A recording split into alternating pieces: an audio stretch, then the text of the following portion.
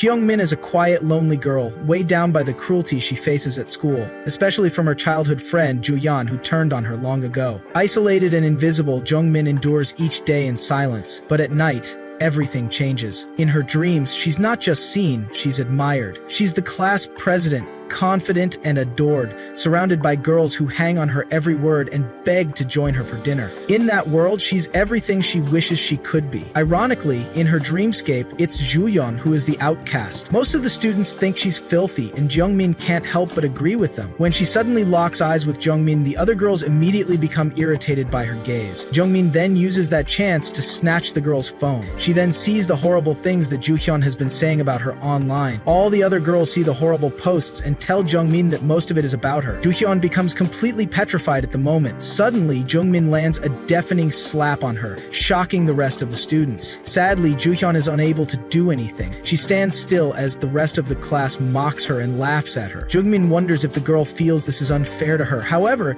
she reminds the girl that she did the same thing to her every day. Jeongmin's moment of victory is cut short as the bright sun wakes her up from her sleep. She opens her eyes and is brought back to the sad reality that is her life. On her way to school, she realizes that she has no money left, all thanks to those horrible bullies. As she gets to school, the first girl who notices is immediately irritated by the sight of her. A cold chill runs down Jeongmin's spine, while she wonders what Joyeon and the rest are whispering about. Despite how much they annoy her, she's too scared to utter a word to them. She reminds herself that these people mean nothing to her in her dreams. Sadly, as she gets to her seat, the side comments don't stop. The girls continue to mock the way she smells, leaving Jeongmin with nothing but a raging anger inside her. In reality, Junghyun is the actual class president. After classes, Jeongmin heads out to use the restroom. When she sees that there are a lot of people inside, she dispatches to use the faculty restroom on the first floor. There, she questions herself about why she's so scared of her colleagues. Regardless, she clenches her fists in anger, knowing that she can only get back at her haters in her lucid dreams. Chuyeon was the one who turned her into an outcast, even though they were best friends in elementary school. Back then, she noticed that Juyeon used to be alone because of her personality and the way she treated people badly. Despite that, Jeongmin approached the girl and asked her to come with her and her friends. From that moment, they became friends, and they were inseparable. That was until the day that Juyeon asked Jeongmin to stop hanging out with some of her friends. She called them losers, and told Jeongmin to hang out with only herself. As the days went by, Jeongmin started to see Juyeon for who she truly was. She realized that all the rumors were true. Juyeon would even apply makeup to her and change her hairstyle, but Jeongmin was too timid to reject her. The other girls saw how mean Juyeon was to Jeongmin, which made her cry. Jeongmin then told her friends what the girl had been saying about them. They advised her to cut off Juyeon, and she agreed with them because Juyeon's personality was just too bad. When Jeongmin returns to the class, Juyeon notices that she has washed off the makeup on her face. She notices the other girls defending Jeongmin, so she tries to force her way in, but the girls push her away and tell her not to come close to Jeongmin anymore. As they reveal what Jeongmin told them, Juyeon accuses her of gossiping about her. After that, Jeongmin leaves with her friends, but she looks back and notices Juyeon's sad look. From that moment on, they never spoke again, and Juyeon never harmed Jeongmin despite her worries. By the time Jeongmin got to high school, she saw that Juyeon had become a completely different person. The two girls stared at each other for a moment, but Juyeon got up and passed Jeongmin as if she were a nobody. However, Jeongmin feels a bit relieved that her childhood friend doesn't remember her. Juyeon's sad expression on the last day they spoke still haunts her memories. Although she's still scared of Juyeon, the girl looks like she's still sad about what happened between them. On the sports ground, the students are asked to pair up, and Jeongmin is the only one without a partner. While she fears that people will think she's weird, she suddenly hears people scoffing at her. She looks up and sees Juyeon and another girl laughing at her. At that moment, Jeongmin is completely shocked, wondering if the girls are really talking about her. As her heart races, her anxiety grows and a cold sweat starts to cover her body. She realized that her high school career was as good as over because Juyeon actually remembered her. Back in class, she is startled as some girls approach her and call her out for bullying Juyeon in elementary school. Jeongmin is completely confused, wondering if Juyeon told these girls about what happened between them. As the fear hunts her, she's left speechless. One of the girls then snatches her phone and mocks the music she's listening to because it's old-fashioned. They also noticed that she hadn't used most of her data, but Jeongmin was just saving it up because she didn't have much. She trembles in fear, unable to do anything about the bullies tormenting her. They turn on her hotspot and threaten to mess her up if she puts it off. Leonmin then starts regretting her life as the rest of the class continues to gossip about her, and behind it all is her childhood friend. This was only the beginning of what Juhyun would do to her. As the days went by, Jungmin went through hell in school. Her cries for help went unanswered and she fell further into despair. She wondered what she did to Juhyun that was so horrible. The only memories that echoed through her mind were people talking about how she bullied Juhyun in elementary school. In her moment of desperation, she went to her mother for help, but as she entered the room, she only saw a trail of broken bottles. She wanted to tell her mom that she was being bullied, but her mother was silent. Because of that, Jungmin started to think whether her mom would even care. The woman seemed to always abuse herself, and she couldn't even take care of herself as well. In the end, Jungmin told her mom not to bother, and then she returned to her room. It was while scrolling through her phone that she came across the concept of lucid dreaming. With this, she saw a chance to get back at the people who were bullying her. You see, there are major ways for one to successfully lucid dream. The first is to recognize that you are dreaming as you fall asleep, and then the lucid dreaming starts. The second is to fall asleep with the intent to have lucid dreams. This second path could have major side effects for first-timers, but Jungmin didn't care about any of that. In order to escape her horrible reality, she closes her eyes, and when she opens them, she suddenly sees herself in her classroom. She quickly realizes that her lucid dreaming has worked. Looking down at her hands, it all looks so real to her. However, she can hardly see what the faces of her classmates look like, but this is because she has hardly seen their faces or heard their names before. Juyeon's face is the only one that she remembers very clearly. She starts telling her childhood friend how relieved she was to see that she had friends in high school, unlike in elementary school. She then asks Juyeon if cutting her off was something so bad, but the girl doesn't respond. Feeling enraged, Jungmin grabs Juyeon and begins letting all the words inside her pour out. Knowing that the girl she's speaking to isn't the real Juyeon, Jungmin falls to her knees, wondering if she wants to hear from the real person. Back in reality, the school teacher assigns someone to collect everyone's notebooks. After the girl collects everyone's books, the last person's own she needs is Jungmin's. Feeling really anxious, she approaches Jungmin, who looks completely dead in the eyes. Jungmin hasn't been getting proper sleep ever since she started lucid dreaming, and the worst part is that all she's been doing is just telling Jonghyun what's been on her mind. Johyun doesn't reply to her because Jungmin is the one who controls her dreams. She admits that she doesn't want to hear anything from Johyun. She thinks it might be because of the fear of hitting another person. Recalling how cheerful Johyun was as a kid,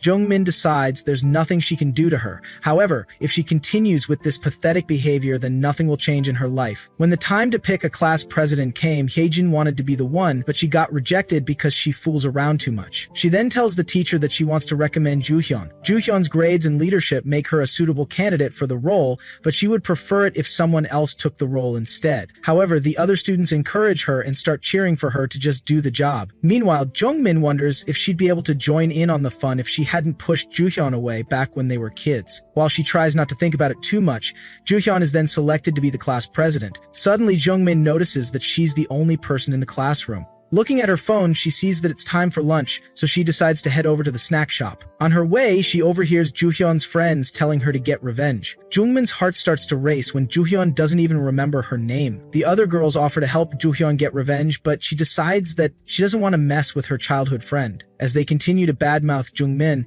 Juhyun tells them that Jungmin was the one who approached her first. Juhyun already noticed Jungmin quietly standing by the side, and she decided to wait and see what the girl would do. At that moment, Jungmin hides herself and remembers that she cut off Juhyun in the first place because of her horrible personality. Juhyun was always judging people and looking down on them. Now, she enjoys the company of friends while silently tormenting her old friend. Jungmin almost fell for her deceitful character, but she decided it was better not to hang out with delinquents. When she returns to class, she walks past the bullies, ignoring them, but Hyungmin calls her attention and says that her skirt is kind of short. Jungmin turns around and starts hearing the class gossiping about her. As everyone stared at her skirt, she could quickly tell that this was another plot that Juhyun had planned out. Jungmin succumbs to the pressure because of all the eyes staring at her. In her moment of anger, she returns to her seat, knowing that any outburst she made would make things worse. worse. In order to keep her sanity, she typed out horrible posts while Juhyun and the rest continued to insult her. The next day, in class, she could barely focus on the lesson thanks to all the lucid dreams she's been having. Just as she nearly falls asleep, she hears the teacher telling everyone that the lesson will be on the exam. Everyone starts writing things down, but she can't figure out what they're all writing. Since she can't keep herself awake, she decides to close her eyes for a bit, but she falls into a deep sleep. Her colleagues then start getting ready for gym class, and they decide not to wake her up thanks to the rumors of her bullying Juhyun in the past. The girls ignore her and head to the snack shop. While Juhyun's friends make fun of her too, Juhyun looks a little bit concerned, so she tells her friends to head on without her and says she has to head to the nurse's office because she's having cramps. As her friends leave, Juhyun quickly sets her sights on Jungmin. She returns to the class and approaches Jungmin's table, watching her sleep peacefully. Leon recalls that the girl was on her phone earlier, so she searches the table and finds the phone. She unlocks the phone and mocks Jungmin for not putting up better security for her phone. She then tells Jungmin that she should have been nicer to her, but Jungmin is too deep in sleep to hear a single word. Juhyun then goes through the phone and sees the posts that Jungmin has been making about her. With a sinister plot in her mind, she quickly takes a picture of the posts. Later on, Jungmin is startled as the teacher yells her name and asks if she was sleeping during gym class as well. Jungmin is shocked at how time passed so fast. The teacher then tells her to come to the teacher's office when she gets to school the next day. Jungmin clenches her fist in anger, her face full of sadness because no one even bothered to wake her up. As everyone leaves, Juhyun suddenly calls her and gives her a smile, leaving Jungmin very confused. For someone who always laughed at her and hid behind her friends, Jungmin wondered what Juhyun could be thinking. On the way home, Juhyun tells her friends that she finally wants to get revenge on Jungmin and says that what she did to her still hurts. Heejin and the others completely support her and tell her not to feel bad about anything. Jungmin wakes up late the next day and tries to quickly freshen up, but the thought of Juhyun's smile the previous day flashes through her mind. When she gets to school, she tries to tell Juhyun and her friends to leave the doorway, but Hyein tells her to use the front door. Surprisingly, Juhyun starts insulting her by calling her filthy and telling her to cut off her bangs because they're ugly. Poor Jungmin can barely contain her racing heart. She wonders if these insults are because she skipped the shower for one day. The whole class talks down on her while praising Juhyun. Jungmin suddenly turns around and stomps out of the class. Tears fill her eyes, and all she can feel is a mix of embarrassment and rage. She swears to kill Juhyun for openly humiliating her like that. Back in class, Juhyun and her friends laugh about what just happened. It also turns out that Juhyun made Jungmin's account public, so everyone can now tell her that it's her who's making those vile posts online. At night, Jungmin lies on her bed, her mind full of sadness as she thinks about the way Juhyun will bully her the next day. With the way she's feeling, she wonders if she should try and get the revenge she wants now. She suddenly hears the doors creak open, and fear fills her body when she realizes it's her father. She sits up to greet him, but the man ignores her and turns away. Seeing that her mom is also at home, she knows that the chaos will soon begin. 5 seconds later, she hears her dad beating up her mom because she was sleeping when he came home. Jungmin curls up in one corner of her room while listening to the chaos, and she wonders why the man even bothers coming home. She blames her father for causing her and her mother to become so weak. Maybe if she were stronger, she would have been able to get back at her bullies by now. Eventually, the chaos dies down and the house becomes quiet. Feeling exhausted, Jungmin falls asleep and suddenly sees herself in an otherworldly place. While trying to grab the floating strings around her, she realizes that she's in a dream and she's been lucid dreaming by accident recently. Recalling the image of her father, she decides to try and get her revenge for just one day. She turns around and manifests the scene of her house. There she hears the loud shattering noises as her dad beats up her mom. Jungmin opens the door and finally confronts her abusive father. He turns to face her and tells her to come closer, but she's too scared to move an inch. The man then approaches his daughter, ready to beat her to death, but Jungmin quickly slams him to the ground and starts squeezing his neck. Her face lights up in joy as she sees how she has completely overpowered her father. Right now, she can only think about killing him, so she squeezes harder on his neck. Eventually, she hears a loud thud as her father's head lands on the ground. Realizing what she has done, tears start to flow down her eyes, but it's already too late. Still, Jungmin is in disbelief as she looks down at her hands, realizing that she used these hands to end her father. Her heart starts beating really fast as fear and anxiety take over her body. Suddenly, she snaps back to reality and realizes that it was all a dream. While she's still stunned, her father walks into the room, and she glances at him before he turns around and slams slams the door. It's a bit ironic and funny for her to see that he's completely fine. Later, she rushes to school because she's very late, and she would rather not suffer any more humiliation. She suddenly bumps into a stranger, but she apologizes and continues running. Luckily, she makes it in time before the school bell rings. She staggers to her seat and picks up her phone, only to hear people insulting her and assuming she didn't shower, but she only forgot to dry her hair. In order to let out her anger, she quickly starts making posts, calling out all the bullies who are making fun of her. It's quite pathetic that this is the only way she can relieve herself. Suddenly, she turns around and sees Juyeon approaching her. The girl shoves a phone in her face and shows her the account she's been using to make all those hateful posts. Jungmin can't comprehend how Juhyun found out about her account because she set it to be private. Fearing the worst, she tries to deny that the account belongs to her, but Juhyun can already tell who the initials belong to. It's also obvious that it's only she who would talk about the girls in that manner. Her classmates start to get a hint of what's going on as Juhyun reads out the latest post that Jungmin posted. Jungmin becomes very uneasy and speechless as her classmates realize what she's done. As she tries to deny all the accusations, Johyun tells her to prove it by showing her phone, but she's too scared to do it. As Johyun snatches the phone, the same scenario in her earlier lucid dream plays out.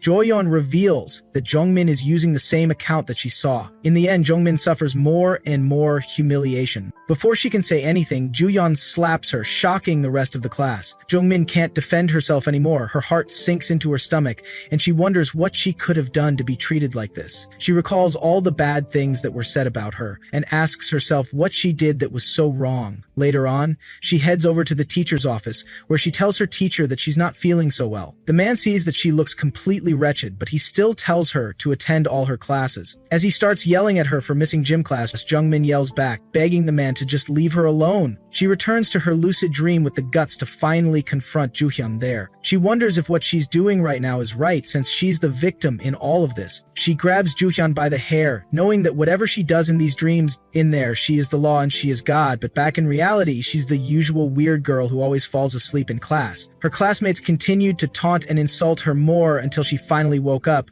All she could think of was how she wanted to destroy all of them. With more people picking on her, the lucid dreams were no longer enough to quell her rage. The moment she killed her father in her dreams, she didn't know if she was filled with guilt or the thrill of killing someone. Any way she could find out was to experiment, so she decided not to think about it so much. Back in her dreams, she picked up a pair of scissors to put an end to Juhyun. But is this why she started lucid dreaming in the first place? Eventually, she came to the conclusion that her dreams wouldn't change anything in the real world. In her dreams, Jaehoon could only cry in pain as the blood gushed out from her body. Unknown to Jungmin, there was an unknown guy there who found her interesting. The next day, Jungmin gets ready for school, feeling a lot better thanks to all the stress she released in her dreams. She gets to school, where she hears Hae-jin talking about how Juhyun hasn't been picking up her calls. She's surprised that her number one bully isn't in school, but maybe she can finally get some peace for the day. When the teacher enters the class, he tells them that Juhyun is in the hospital due to an unexpected accident. Yeon worries that her friend might be sick, but the teacher tells them that Juhyun lost consciousness when she suddenly started bleeding in the middle of the night. While the whole class is confused about this sudden occurrence, Jongmin recalls what she did to Juhyun in her dreams. But this couldn't be the cause of the accident, could it? Regardless, she suspects her lucid dreams may have had an effect in real life. The thought of being able to control Juhyun lights up her face, and she wonders if she has special abilities. However, after seeing the way her classmates are talking about the matter, she realizes that she's just having foolish fantasies. Eventually, Juhyun returned to school and everyone else was really happy to see her. Jungmin can't stand the way everyone is being so nice to Juhyun, and it makes her sick to her stomach. However, she starts paying attention when Juhyun tells her friends that she had a dream about someone chasing and stabbing her with a knife. She couldn't recall the face of the person in her dream, but she remembered that it was a man with white hair. Hyejin notices that Jungmin is looking in their direction, so she calls her out for eavesdropping on their conversation. The girl calls Jungmin a freak and says she wants to kill her, but Juhyun tells her to calm down and not waste her time on someone like her. Hyohyun assumes that Jungmin must have been happy when she wasn't at school, and then she tells her that it's because of her attitude that people find her creepy. The girls then walk off while praising Juhyun for being a saint. On the other hand, Jungmin returns to her dreams and confronts Hyejin for saying that she wants to kill her just by looking at her face. She points out that she gets the same feeling from just looking at the horrible bully. After yelling at her, she manifests a knife and decides to make Hyejin suffer like Juhyun. Suddenly, she hears a strange voice asking if she wants those dreams to come true. When she turns around, she sees a strange man with white hair creepily staring at her. Jungmin wonders why this guy is there because she never called him into the dream in the first place. As he slowly approaches her, she starts freaking out because she can't control what's happening anymore. In the blink of an eye, he shows up in her face and points out that she's frustrated because she can't control her dream, but he lets her know that he's not one of her creations. Straight up, he tells her that he's fond of her and he can also make all her bullies disappear if she so wishes. Jungmin is confused by the man's words and she goes silent while thinking if she should really accept his offer. She then asks who he is in the first place because she never called him into her dream. The guy's quite amazed by how calm she's acting instead of lashing out like she does to her creations. Feeling a bit flustered, she grabs him and anxiously asks when he started watching her. He wonders if she's scared that he'll tell someone about what's been happening, but it's all a dream and no one would be silly enough to believe him even if he tried. He grabs her hand and lets her know that he just wants to help her. On the other hand, Jungmin wants to know who he is and how he got into her dream. He softly mumbles about her not being able to recognize his face, but she doesn't understand what he's talking about. Seeing that she should read about the urban legends and articles on lucid dreaming, he asks her if she remembers who this man is. This man is someone who enters people's dreams and he is the only entity that they can't control. It was proven that this urban legend was false, but Jungmin noticed that he looked completely different from the pictures she saw on the internet. After that, this man asks her once again if she wants to serve justice with him. Suddenly, Jungmin remembered that Juhyun described a man with white hair who chased and stabbed her in her dream. Looking at the man in front of her, she starts to tremble in fear. This man feels she's been mesmerized by his good looks, but she suddenly starts running away from him. Jungmin can tell there's something evil about the man, and although she wants his help to get back at her bullies, she doesn't feel he can be trusted. He doesn't even know who this person is, so how could she possibly trust him? As she runs off, this strange man just laughs at her for being a scaredy cat. Back in school, Jungmin continues to receive her daily dose of bullying from Kejin and the others.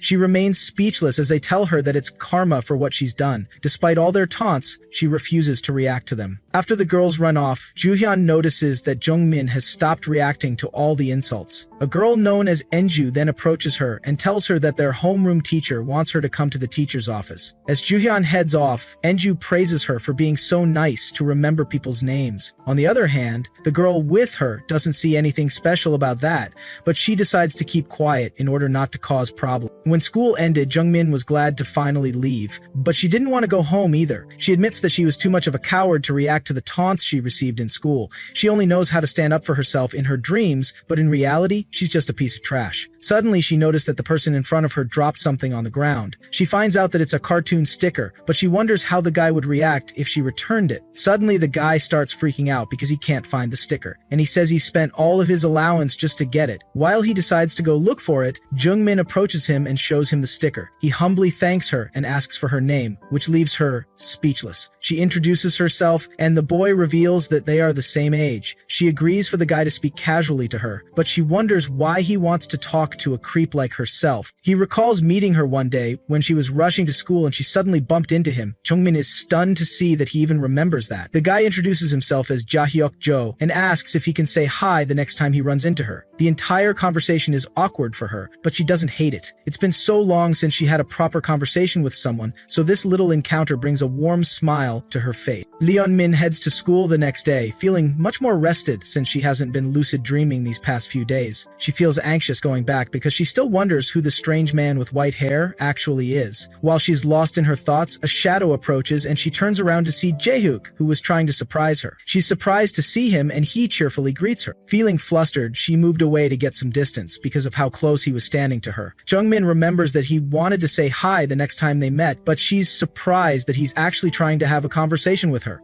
The guy thanks her for making his journey to school not so boring. While Jungmin still feels very nervous, she can still tell that they both live in completely different worlds. As they walk to their different schools together, she occasionally glances at him but is too nervous to say anything. As he strikes up a conversation, she responds like a scared puppy. Jahyuk tells her about how his friend was blaming him for a loss in a game because they didn't play together. However, Jungmin is confused about what to say that would sound right. She ends up giving a mundane response and immediately regrets it because it makes her look like she wasn't paying attention. She wasn't this bad in conversations when she was much younger. When the guy stops talking, she assumes that he's already tired of her. How could someone like her ever expect to talk to a normal boy? Regardless, she doesn't want to end things so suddenly with him. She then asks him about the sticker she picked up previously and lies about being interested in cartoons cartoons. Jaehook gets really excited to hear that she's interested because his friends don't really care. He says he started watching the cartoon because he found it cute, but not only that, it also teaches some moral lessons. Although the name of the cartoon seems to be a knockoff, Jaehook says it has nothing to do with the one that is said to be the original. He tells her to read it and let him know if she does. After that, he asks for her number and calls her so that she can save his own contact as well. They eventually get to school, so he has to leave, but he doesn't want to. Jung-min is surprised that the guy actually enjoyed talking to her, and he says that there's more he even wants to talk about.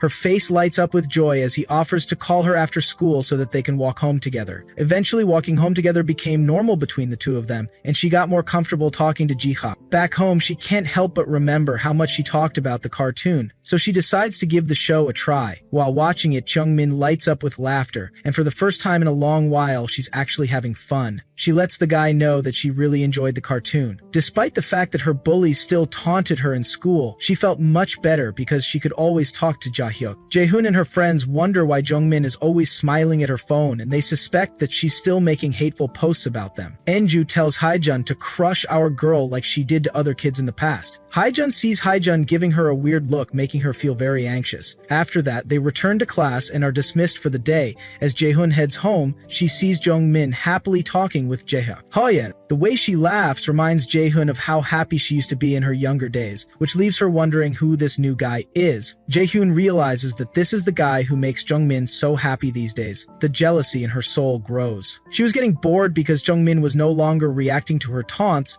but now she's eager to know what her expression would be when she gets betrayed by those she trusts. The next day in school, Jung-min mistakenly bumps into Haejin to ask about the class they have next. Surprisingly, Haejin just scoffs and walks away from her. Recently, she hardly gets bullied anymore, and her classmates don't show any interest in her. Although she's still alone, she still has Jaehyuk. Suddenly, she gets a text from the guy, telling her about the way his classmates always make fun of him. The whole thing was really funny to her, and while she laughed with joy, no one thought about bothering her, and most of all, she didn't see the need for lucid dreams anymore. While she's stuck on her phone, some of her classmates call out to her, and she wonders why they're even talking to her. One of the girls is eager to know who's making her smile so much these days, but Jung-min feels like this is just another plot to bully her. However, the girl is happy to see her smiling and says it's nice for her to lighten up. She even goes ahead to ask her to hang out, which leaves Jung-min shocked. Jung-min would have probably had a lot of friends if it wasn't for Haejin and all those other bullies. She then asks the girls for their names, and they immediately get upset because she doesn't even know the names of her classmates. The girl in glasses introduces herself as Sora Choi, while the other is Eun Yusei. After that, they decide to head over to the snack shop. Jung-min is shocked when they tell her to tag along. It becomes another moment of joy for her. But she still suspects that these girls may have some other intentions. However, they all just went to the bathroom together, ate lunch, and went to the snack shop. Having these kinds of friends was so special that she ended up setting her suspicions aside. One day, Sora ends up asking her for money again,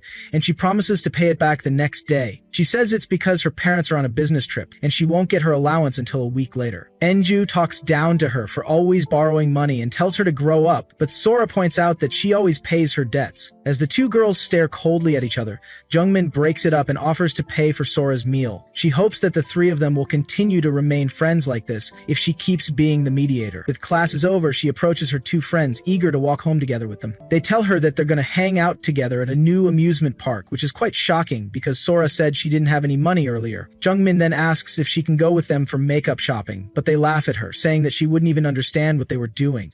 So they tell her to go home instead. As they bid each other farewell, Jung-min gets that cold feeling again. She assumes it's because Enju and Sora have been friends with each other for a longer time, so she decides it's nothing to worry about. Meanwhile, this man is still in the dream world, wondering when Jung-min will return. Jung-min got to school the next week, but she still couldn't shake off the memory of Sora and Enju leaving her behind. She gets to class and Sora calls her over to see something. At the same time, Jaehoon and her friends are still ignoring her. Sora then shows our girls some funny pictures of Enju, which makes her laugh. She says the amusement park was really fun and asks Jung-min to come with them next time, explaining that they only had 2 tickets when they went. Because of this, Jung-min feels a bit relieved that her suspicions were wrong. When Yuju walks into the class, Sora tells her that she was showing Jung-min those funny pictures of her, but she doesn't find it funny one bit. Eunju lashes out at Sora, saying she never gave her permission to show those pictures, and she tells the girl that she's always acting rude. She even goes ahead to call it a crime, leaving Sora in utter disbelief. Jung-min becomes very uncomfortable school as the two girls start arguing with each other. She tries to stop them, but Sora leaves angrily and says she'll delete the pictures. After that, Jungmin apologizes to Eunju for looking at the pictures, but Eunju wonders why Sora had to show Jungmin of all people. Upon hearing this, Jungmin asks her to repeat herself, but she acts like she didn't say anything. Later, she gets a text from Sora telling her to come to the faculty restroom. When she gets there, she sees Sora trembling. Sora suddenly screams and curses out Eunju for always acting like she's so cool.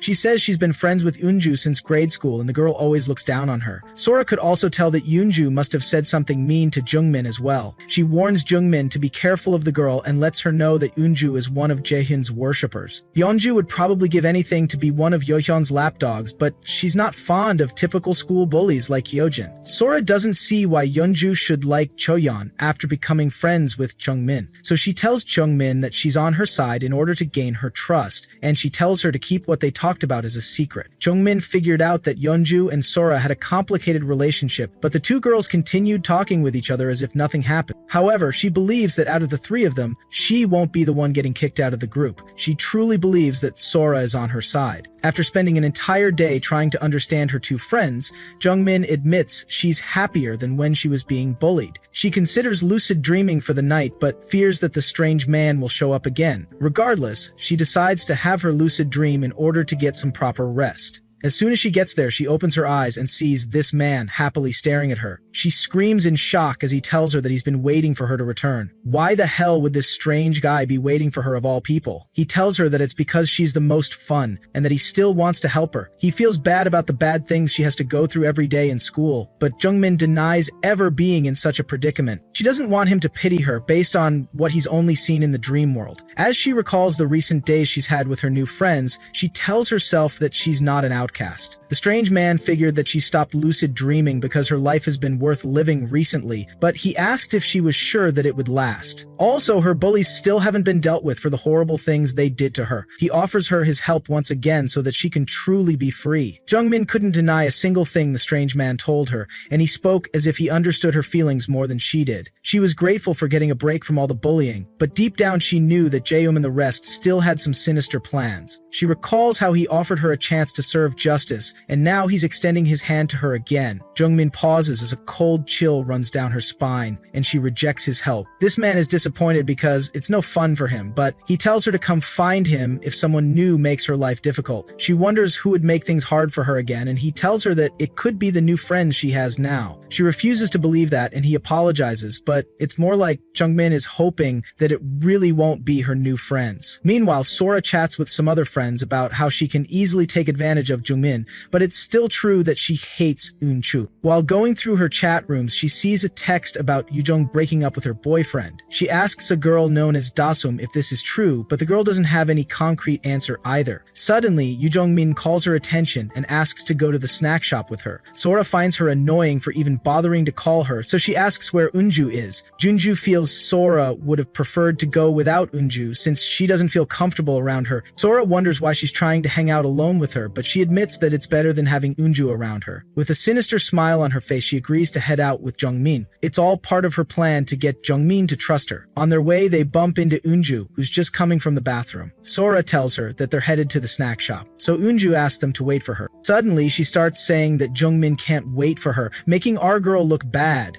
On the other hand, Jungmin misreads the situation and assumes that Sora doesn't want to be around Eunju. Sora agrees to wait, but she tugs on Jungmin's hand as if asking her to disagree. The poor girl ends up saying she can't wait, so Sora quickly takes off with her. Eunju then calls out to Jungmin and asks why she can't just speak for herself and talk to her directly. Jungmin gets visibly upset when the girl asks her how she'll function in society if she continues like this, but Sora tells her to let it go. Due to this, she thought that Eunju's actions would only make her and Sora get closer, but that was not the case. Sora and Eunju continue to be close friends, leaving Youngmin as the third wheel. After school, they bid her farewell, while Youngmin stands petrified and completely speechless. It's obvious that Sora doesn't like Yeonju, given the way she always talks badly about her, calling her cringe for always trying to mimic Yeonju. Jungmin never felt guilty about gossiping about a friend either, because this was something she needed to relieve herself of. However, Jungmin noticed that Sora hated a lot of other girls in their class. She would talk badly about Yeonji and Sungha as well, and Jungmin felt this was their little secret. Eventually, Sora told her she was lucky to be an only child, but Jungmin didn't feel that way. She never felt loved, but she didn't know if her history was something she wanted to tell Sora. As she held the information back, Sora called Jungmi annoying, and Jungmin felt like she had done something bad. Back in the present, she asked the girls if they were going home, and when they told her yes, she pointed out that they don't live in that direction. She finally sees that it's the girls who are truly friends with each other and not her. Yoonju calls her out for acting creepy, but she is only curious about where they are going. She wonders if it's a bad thing to be curious. Yoonju just sighs at her and says this is why no one likes her.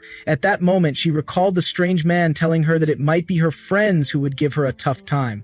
Jungmin gets back home in the evening. She slowly drops her bag on the floor and then curls herself up in one corner of her room. The next day, while Sora and Yoonju are happily talking with each other, our girl approaches Yoonju and asks if she wants to go to the snack shop. She even offers to buy chocolate milk for her, but Yoonju tells her to just go with Sora like she did the last time. Jungmin apologizes and they agree to go with her. On their way, Yoonju says she forgot her phone, so Jungmin happily offers to go and get it. As she leaves, Sora lets out an evil laugh. Jungmin realized that she had become arrogant and forgotten her place in the school. She thought she had escaped Jaehoon's taunts, but when she returned to class, there was nothing but cold silence and evil stares to welcome her. It's obvious that no one was ever on her side, but she pretended not to see the signs. As she grabs Yeonju's friends, she wonders how the two people she thought of as real friends could be so mean to her. When class is dismissed for the day, she tries to occupy her mind with her phone, but she suddenly hears Sora and Yeonju talking. She tries to approach them but immediately withdraws because it's not like they'd want to walk home with her. On her way out, she bumps into Jaehyuk, who looks very happy to see her. He had texted her surprisingly even though he said he had plans, but she told him that it was alright.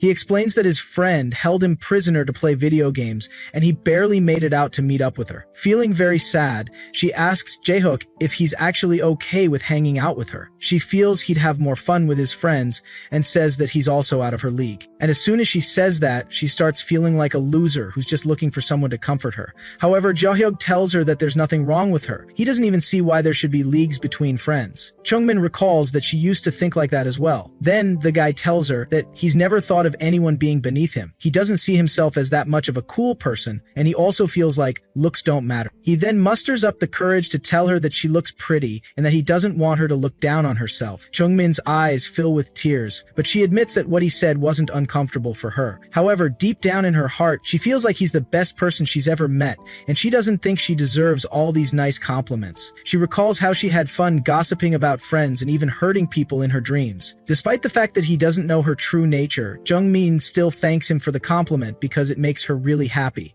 She stares at him with googly eyes, admiring all his unique features, and she wonders if he would think she's a creep for this. Since there's no one who's on her side, she comforts herself by making Jaehyuk her boyfriend in her dreams. Just as the two of them are about to kiss, the strange man pops up and wonders why she's being so romantic. Due to this, he thinks she's no different from every other person. The strange man was only attracted to her because of the way she stabbed Juyeon and had such evil eyes. Jungmin tells Jaehyuk in her dreams that she's been having hard times and she wants him to always be by her side, and as he responds, she notices that something is off. She looks up only to see the strange man staring down at her. Looking completely flustered, she tells him to stop messing with her dreams. The guy starts trying to get some info on Jaehyuk, but Jungmin refuses to tell him anything. He then asks her for a story and tells her that he basically lives in the dream world. He also points out that she doesn't have the chance to talk to anyone like this. Jungmin admits that he's right, so she decides to indulge him. Later on, the strange man finds out about the issue of her being stuck between two friends. She points out that they never wanted to be nice to her in the first place. The strange guy leaves no comments, so Jungmin asks why he's not sharing his opinion on the matter. He says he's only going to listen because he feels that she doesn't like it when he tells her what to do. Jungmin gets pissed off because she just wanted the guy to complain with her. She decides to leave and prepare for school the next day. The strange man then tells her that her new friends probably have issues with their own reputations based on their personalities. She wonders what his point is, and he tells her that there might be something else they want from her. In school, Jungmin is stuck thinking about what these girls could want from her. However, Sora and Eunju have been visibly leaving her out of plans more often. When she decides to take a quick nap, the girls approach her and ask if she wants to go to a new cafe with them. She wonders why they're even asking her to go out suddenly, but she tells them that she's kind of tired. Sora says they really want to go with her, but Jungmin doubts it. However, she decides to tag along even if it's for 1 second. She decided to pretend like she couldn't help but tag along, but she wondered why Sora was acting so nice again. She recalls the strange man's words and wonders what the girl could want. Later on, they head over to the cafe where Sora is eager to try the popular drink there. Chungmin decides to have a normal Americano coffee, but Sora tells her to try something more expensive. Sora's persistence gets annoying, so Chungmin tells her that she doesn't have enough money. Surprisingly, the girl offers to pay for Chungmin. It's quite shocking and obvious that Sora is acting differently, but Jungmin can't tell why. Suddenly, the girls tell her that they want to talk to her about something. Sora can tell that there's a lot she's upset about, and she says that they weren't avoiding her to make her feel like an outcast. According to her, Jungmin told them to stop hanging out with her recently because she didn't like seeing them hanging out with Jungmin. When Jungmin asks why they didn't just tell her, Sora says she didn't want to open up her old wounds. Apparently, Yeonju also felt bad about all the mean things she said. Sora explained that they brought Jungmin to clear up the air on what had been happening. Poor Jungmin wonders if this is really the truth, but even if it is, it doesn't explain the distance she had been feeling. She also wonders if it's right for her to argue back, and she fears what would happen. She sees this as a chance to get these girls to like her again. If not, things would return to how they used to be. She then tells them that she's fine and thanks them for telling her the truth. As soon as Sora felt relieved, she started talking badly about Juhyun, causing Jungmin to have suspicions. However, she tells Sora that she never bullied Juhyun in elementary school, and it's all a lie. She says they just grew apart, but people keep spreading rumors and making it look like she's the bad person. Sora and Eunju then ask her to tell them the truth so that they never have to believe the rumors again. Jungmin wants to tell them, but she knows she can't completely trust them yet. She finally decides to tell them, but she wants to twist the story to favor herself, believing that it'll still be the plain and simple truth. Her alarm wakes her up the next morning, but she barely got enough sleep because she was up late, telling Sora about her childhood. In the end, it just makes her heart feel heavier. It might be that they found her story amusing, but they started including her in their activities more than before. The more they hung out, the more Juhyun would gossip about Juhyun, and the girls really enjoyed it. But she eventually ran out of gossip, and when she tried to have other types of conversations, it was quite hard for her. When she heads into the restroom, she suddenly sees Juhyun there and gets confused about what to do. However, the girl asks her why she's just standing at the door. Juhyun tells her that it's obvious when she's thinking of something sinister. He can tell that Jungmin is having fun with her friends, but Juhyun wonders how long she thinks it'll last. As she leaves, Jungmin stands, petrified, trembling in fear. After classes, she rushes to Sora and Eunju to ask if they'll all be hanging out. Sadly, they tell her that they're going to study again. Even when Jungmin desperately offers to give them some gossip, Sora says she's uninterested. The girls bid her farewell, and on their way home, Eunju points out that they were asked to hang out with her by Juhyun. However, they actually hate Jungmin and think nothing good of her. Apparently, they plan to set up Jungmin just to see if she would actually trash-talk Juhyun. Jungmin, who's eavesdropping on them, finally realizes that the friendship was all a lie. After realizing the truth, Jungmin returns to her lucid dreams and tells the strange man that she wants to get revenge on her bullies. She asks him to serve justice for her because she's tired of acting like a fool. When she returns to school, Eunju asks if she's coming to the snack shop with them. The girl urges her to come quickly as Juhyun enters the class. Sora also urges her to come, and she agrees to go with them. She simply watches the girls happily discussing with themselves while waiting for the right time. Back in her dreams, the strange man agreed to help her, but she had some questions for him. She asked him if he was the one who hurt Juhyun in her sleep back then, and he was surprised that she actually found out. Before she asks any other questions, he decides to explain his actual abilities to her. The guy started off with basic lucid dreaming, but evolved into someone who could astral project and enter other people's dreams. However, his abilities still grew to the point of being able to affect the real world. This was how he was able to hurt Juhyun. He also admits that it's possible to kill people, but he needs to put in a little more work for that. So far as Jungmin has this guy, her bullies won't show up. But is this all she can get? She wonders if a little physical pain will make them suffer more than her.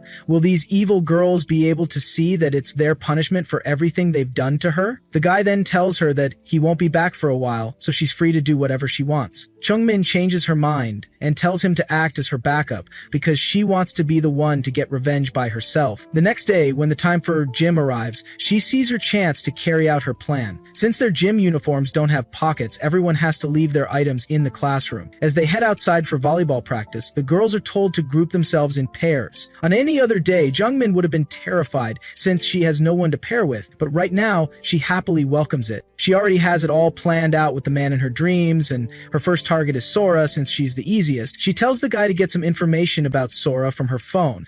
Sora is the kind who likes talking bad about others behind their backs, and this is because there are people who always enjoy her stories. Jungmin doesn't believe in astral projection, but she can find out now by checking if the password that this man told her is right. Surprisingly, she unlocks the phone and realizes that the guy was telling her the truth. With the little time she has, she quickly searches through the phone, hoping to find something. She then comes across a group chat where Sora is saying bad things about her. The other girls in the group chat happen to be her classmates as well. She goes to another chat room and sees Sora talking badly about some other people. From the information there, she can tell that there are at least 10 people whom Sora has used. If the class found out about this, Sora would be in a worse position than Jungmin. She decides to send the pictures of the chat to her phone and back them up as well. Since they're all high schoolers, they always think the same way, and so far as she has the dream guy with her, there's nothing Jungmin needs to be afraid of. After classes, she approaches Sora and says she has something to talk to her about. Sora, hoping that this will be fun, immediately agrees.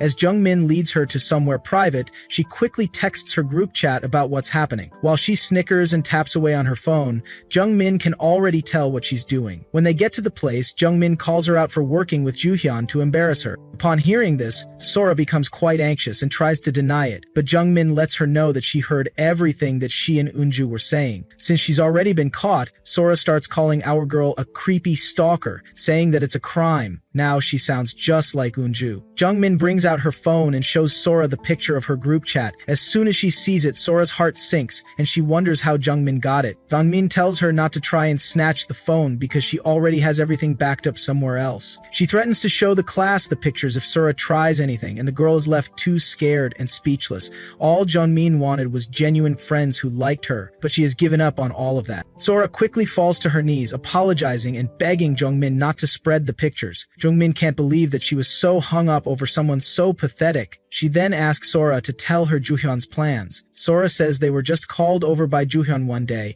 and Eunju probably agreed to the plan because of how obsessed she is with Juhyun. On the other hand, Sora only agreed because she saw Jungmin as an easy target she could mess with. She apologizes again, but Jungmin doesn't want to hear her filthy apologies. Jungmin gives the girl a chance to redeem herself by telling Sora to hang out with her always, no matter what. She tells Sora to defend her when the situation calls for it, and not to make her angry anymore. She notices Sora looking at her weirdly and wonders if she'd rather not carry out her request, but Sora nervously agrees to do it. Jungmin doubts that Juhyun really feels sorry for her because she's not the type to wish her well. Eunju sees the two of them walking back into class and angrily asks where they've been. She assumes that Jungmin was trying to exclude her again, but Jungmin says that she just needed to talk to Sora about something and it'd be a problem if Eunjun overheard them. Sora freaks out and quickly defends Jungmin, saying that there's nothing wrong with what she did. Eunjun is confused about why she's acting so weirdly, but Sora suddenly decides to go to the bathroom with Jungmin, who is enjoying the chaos that is slowly unfolding. In the bathroom, Jungmin commends Sora on doing a good job, and the girl tells her that she can keep up with it. Maybe now she'll understand how it feels to suck up to someone who's a fellow student. Sora continues defending Jungmin at any point that Eunjun tries to say something. Eventually, Eunju ends up becoming the third wheel. The next day, Jungmin sees Eunju in class alone without Sora. As she greets her, Eunju asks her why Sora is suddenly sucking up to her, but our girl plays dumb. Eunju tries to find the words to tell her, but she can't. Usually she's good at instigating people, but she's speechless now.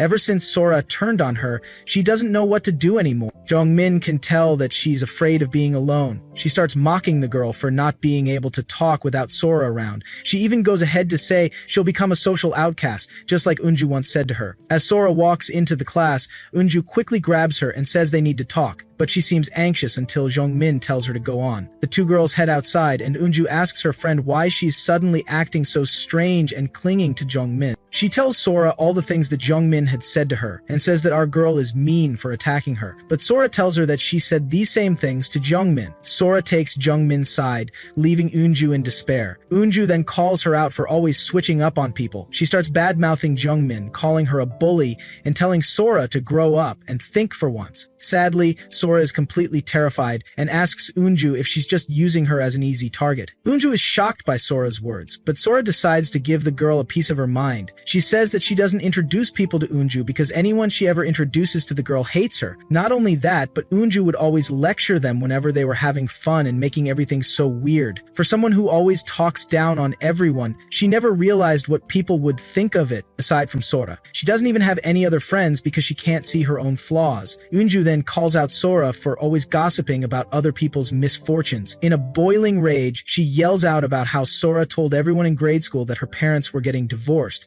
Due to that, everyone acted weirdly towards her because Sora couldn't keep her mouth shut. The other students kept gossiping about her, and this is what made Unju hate the fact that Sora talked about other people's secrets. That's why she was so upset when Sora showed Jungmin pictures of her. She blames Sora for being the way she is now. On the other hand, Sora doesn't know why she's upset over something that happened in grade school. She thinks Unju is just a loser who always tries to act cool. She turns to leave and decides that they shouldn't be talking to each other anymore. As she leaves, Unju falls to her knees and starts crying. Back in class, Hyejin approaches Juhyun and asks her to come to the snack shop with her, but Juhyun ignores her. She then sees that a lot of people are gathered around Junmin, and she can't stand the sight of it. It's also probably why Juhyun is in a bad mood. Since she can't even tell what Juhyun is thinking, she decides to leave. Juhyun then approaches Unju, who's sitting by herself. They head outside, where Juhyun asks the girl why she's all alone. Unju tells her that Jungmin is actually really evil, and she can now understand what it feels like to be betrayed by someone she calls a friend. However, Juhyun doesn't care about any of that. She just wants to know why Unju is with Jungmin. Yeonju apologizes and explains that Jungmin must have done something to separate her and Sora. Juhyun doesn't understand why Sora is suddenly sucking up to her former best friend. Yeonju suspects that Jungmin overheard their conversation about her, but she doesn't feel like what they said was wrong. She's more upset at Sora, who's only bothered about her reputation. She was hoping that being on Jilhyun's side would make the girl save her, but Jilhyun just thanked her for the info and walked out. Yeonju stops her and asks if that's all she's going to say. At that moment, she realizes that she's truly all alone now, but Yuhyun wonders how this concerns her. Yujin asks her to at least eat lunch with her sometime, but she gets annoyed by the girl's pathetic behavior. She refuses the girl's request, and when Yeonju tries to insist, she smacks her hand away and tells her to read the room. She tells Yeonju that it'll be embarrassing to be seen with her. She doesn't care if Yeonju has friends or not, and she even tells her that the color she's wearing looks awful on her. Juhyun never expected Jungmin to take control of the situation, and she wonders how it was possible. While she's lost in thought, Haejin calls her attention and asks what she's thinking about. They're supposed to go for karaoke, but Juhyun decides she's not going because she wants to rest at home. This leaves Haejin in a tough spot because the other guys who were supposed to come only agreed because Juhyun was showing up. As she keeps calling out to her friend, Juhyun suddenly flips out and asks if she's supposed to be her sidekick. She calls Haejin a pathetic person for not being able to make friends if she's not there. When someone calls Haejin, the girl remains silent as her anger slowly takes over. As Juhyun leaves the class, she ends the call she gets from Yuju.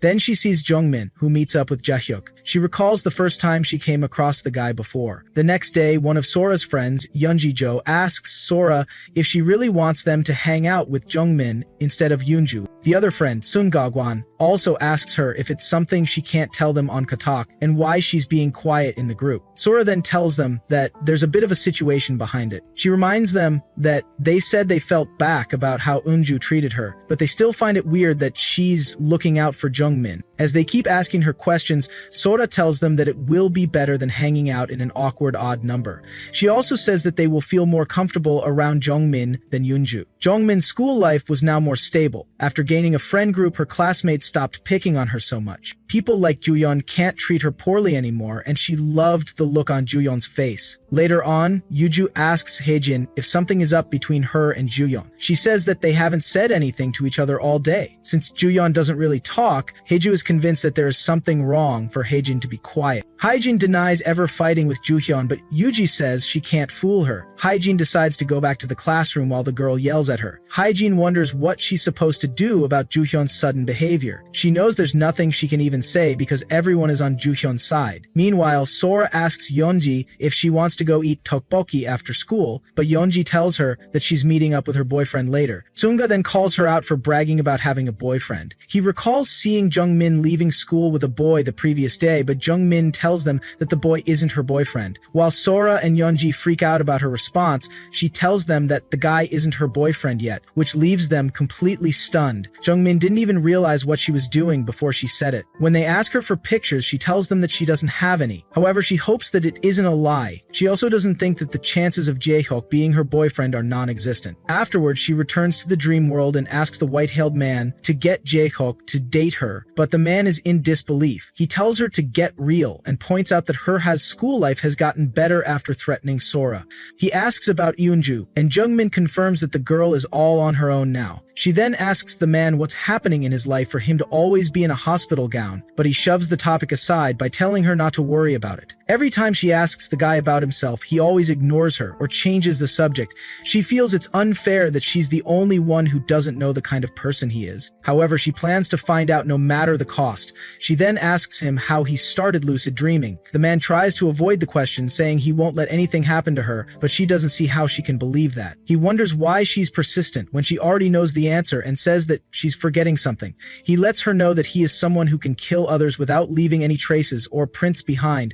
This means that murder is a piece of cake for him. He tells her to keep this in mind and not to get curious about him at all. He also offers to help with her revenge because he wants to see her for a long time. After that, the man tells her it's time for school before walking away. But Jungmin is upset with how weird the guy is acting. On her way to school, Jungmin complains about the way the white-haired man was bragging. She feels the guy will get more sensitive if she asks him about what he did before lucid dreaming. But she wonders what he meant when he said that she already knew the answer. She asks herself if the guy is someone she might know. Meanwhile, Seulna complains to his friends about feeling awkward when they hang out with Jungmin. He wonders if the guy she was talking about yesterday is even real. He notes that the guy looked handsome and popular, but it seems weird to him.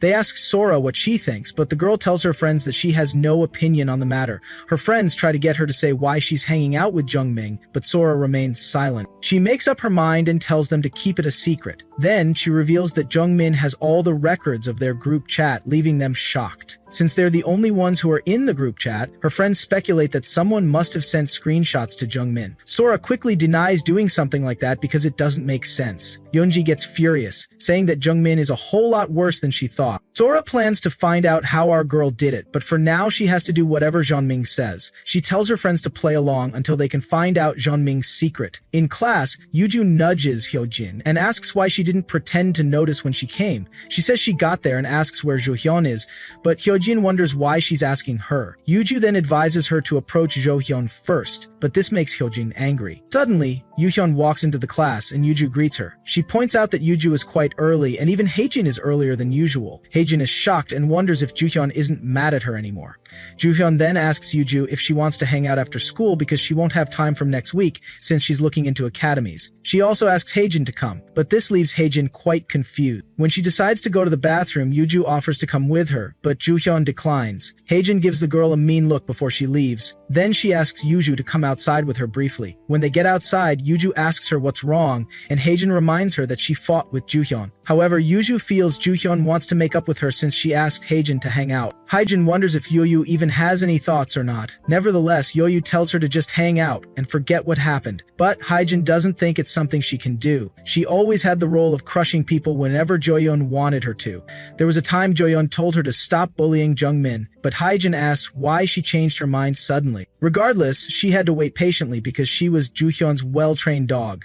The scene flashes back to when Haejin first joined the class, and the teacher told them that she came from far away. She was then told to sit behind Haejin. Haejin was worried about how to make friends at the time, but Juhyun suddenly approached her and offered to get her desk together. But Roswise told Haejin to let her know if she needed anything since she was the class president. Haejin's first impression of her was that she was completely perfect. Haejin was pretty, with a nice personality, and she was popular with everyone in class. Most of the boys also liked her, and it was common for them to ask her out. Eventually, the reason for Haejin's transfer spread throughout the class. There were rumors that she got expelled from her former school because she beat her classmates' face to a pulp. These rumors were half right and half wrong. Haejin thought that they didn't know anything because she didn't beat up the classmate by herself. Sadly for her, the girl's parents were lawyers, and things got out of hand. The girls who participated with Haejin blamed everything on her when she wasn't at school. In the end, she took the fall for it. She was still in her second year of middle school, and this rumor would follow her around to high school. Juhyun then approaches her and asks asks if she wants to come to the bathroom with her and her friends. After Hoyeon looked out for Haejin, their classmates became less hostile towards her, and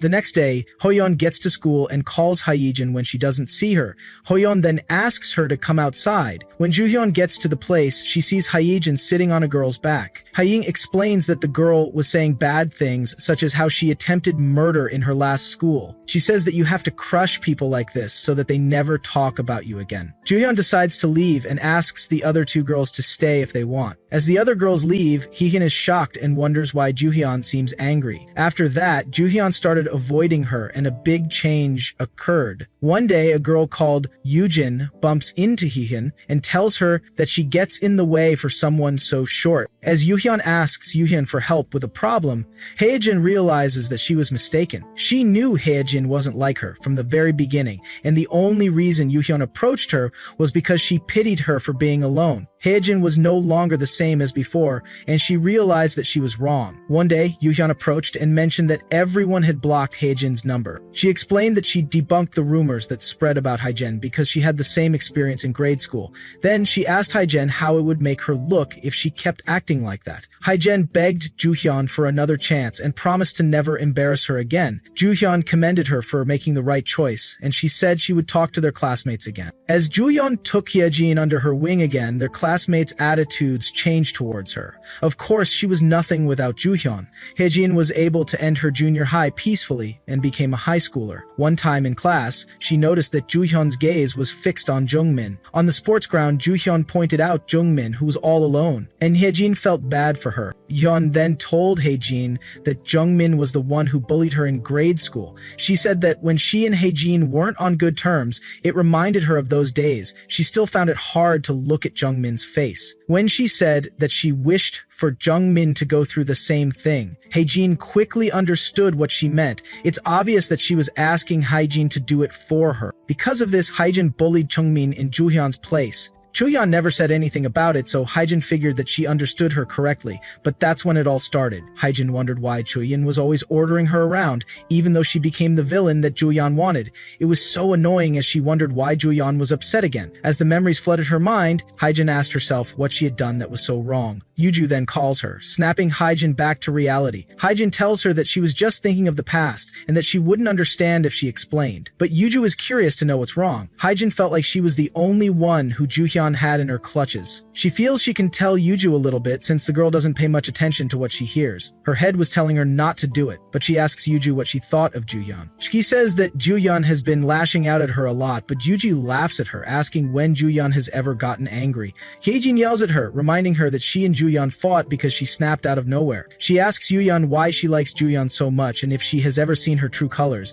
Haejin lets it all out, saying that Juhyun's appearance has all been a lie. While she spills out everything, she has no idea that Juhyun is behind her. Yuju panics and tells her to look behind. Yejun turns around to see Juhyun, who points out that she was having quite an interesting conversation. After that, Juhyun abandons Haejin. Back then, she tried to explain that it was a misunderstanding. Juhyun slapped her hand away as she tried to touch her, and she told her that she was crossing the line. Haejin snapped and yelled at Juhyun for using her to mess with Jungmin because of her precious reputation. She also called out Juhyun for messing with Jungmin's social media so that the whole class would think she's a hero. All the times Haejin was messing with Jungmin, Juhyun never really cared. Haejin told her how hard it was for her to play the villain, but Juhyun acted like she never made her do that. She told Haejin that she's always been this kind of person. Juhyun denied ever telling Haejin to bully Jungmin, but she admitted that it was satisfying to see Jungmin suffer like she did. She says she was more worried about Haejin as the matter got worse. If something had happened to Jungmin, Yujin would have been the first ones to blame. Juhyun said she tried to stop Haejin, and she pointed out that she wouldn't have been friends with her if her reputation were so important. Haejin's heart raced as Juhyun told her that she never regretted what she did. Nothing was adding up in Haejin's head, and she didn't understand why. Later on, Jeogmin meets up with Jaeug on her way to school. It all seems like a coincidence, but she's been circling around there since the early morning, waiting for him to arrive. As they walk together, she mistakenly bumps into Haejin. Jeogmin panics and worries that Haejin will try to pick a fight with her, but the girl just walks away. which leaves Jeongmin confused. When she gets to class, she wonders if Hyunhyun has cut off Hijin. Sora then approaches her, saying that the other girls want to go to the snack shop. She declines and drags Sora somewhere else so they can talk. While outside, Sora tells Jeongmin that Hijin and Juhyun haven't been on the best of terms lately. She says Yuju made it look like Hijin was making a big deal out of nothing. Jeongmin wonders what the chances are that the girls will start hanging out again. She needed more information, and the curiosity was itching here. She thinks about asking the white-haired man, but decides it's better to find out on her own. Later on, she enters the dream world, where the man has been waiting for her. He asks her to tell him a story, but she doesn't want to talk to him. He apologizes about before, but she tells him that there are things she doesn't want others to know. She also tells him not to show up in her dreams and that she doesn't need his help anymore. His reaction makes her even more furious. She doesn't even understand why she's there because she didn't try to lucid dream. But the guy tells her that it happens when you get used to it. She wonders if he's trapped there and tells him to focus on his own life. The guy then admits that she's right about him being trapped there. He says he felt bad about the way he sent her away the last time, and he realizes that she actually doesn't know who he is. Jeongmin wonders if she's supposed to know who he is, and he tells her that he's pretty famous. He tells her that she can find out as much as she wants since so many people know him already. However, she's not allowed to ask weird questions after that. When she agrees, the guy then asks for details about her life. Then Jeongmin reveals that she actually wants his help. After explaining things, the guy says he doesn't see any possibility of Haejin and Juhyun being friends again. He went to her room and found out that Haejin still wasn't sleeping and just staring at her phone. It turns out that Juhyun and Yuju left the group chat where all of them were. After that, the white-haired man decided to head back to Jeongmin because he didn't have much time left. He got startled when Haejin threw her phone on the floor. The guy then leaves and tells Jeongmin that Haejin is completely on her own now. He advised her to bring Haejin to her side and use her. Jeongmin then approaches Haejin in class and asks to talk with her. With no one around to hear her, Jeongmin asks Haejin if she wants to hang out with her since Juhyun has cut her off. Haejin gets angry, saying that she will never hang out with a loser like her. She tells Jeongmin that she's still a nobody, even though she has a couple of people to hang out with. After that, she warns our girl to never talk to her again. Jeongmin wonders what she could do to Haejin and if she has to keep living like this forever. She asks herself how much longer she has to keep avoiding Haejin. As Haejin leaves, Jeongmin asks her if it's right that Juhyun gets to abandon her and act completely fine. She tries to let the girl know that anyone who knows Juhyun's true colors can't just let her get away with it. Thanks to Juhyun, she was also wrongfully bullied at the beginning of the school year. She offers to cooperate with Haejin to get revenge on Juhyun, even if it's just once. She knows it will be unfair for Haejin to keep her mouth shut and graduate like this. Jeongmin knew this wasn't the time to be picky, so she extends her hand to Haejin, but as the girl reached out for her hand, she suddenly left quickly. Jeongmin ends up disappointed, seeing that her plan didn't work. In her home, Haejin tells herself that she has too much pride to be on Jeongmin's side. She feels it's not too late for her. Even if the people she knew were Juhyun's friends, she just needed one person to listen to her. Sadly for her, everyone abandoned the group chat and their numbers weren't available. She continues dialing and praying for someone to answer until she reaches someone called Haeyoon Im. She asks if the girl has heard anything from Juhyun and tells her that Juhyun is trying to make her an outcast. Poor Haejin has no idea that Juhyun is with Haeyoon, listening to the conversation. She tells the girl that Juhyun used one of her weaknesses to control her and later abandoned her. She warns that they are all being deceived and asks if Haeyoon has time after school to talk about the details. However, Jaeyoon picks up the phone and responds in place of Haeyoon. She tells Haejin that she's the one who needs to be careful. Then Haejin realizes who she's talking to. Haeyoon accuses Haejin of being evil to Juhyun after everything she did for her. Juhyun tells her to stop bothering her friends and that she's disappointed in her. She tells Haejin that she should have been nicer to her. As the call drops, Haejin realizes that she can't forgive Juhyun,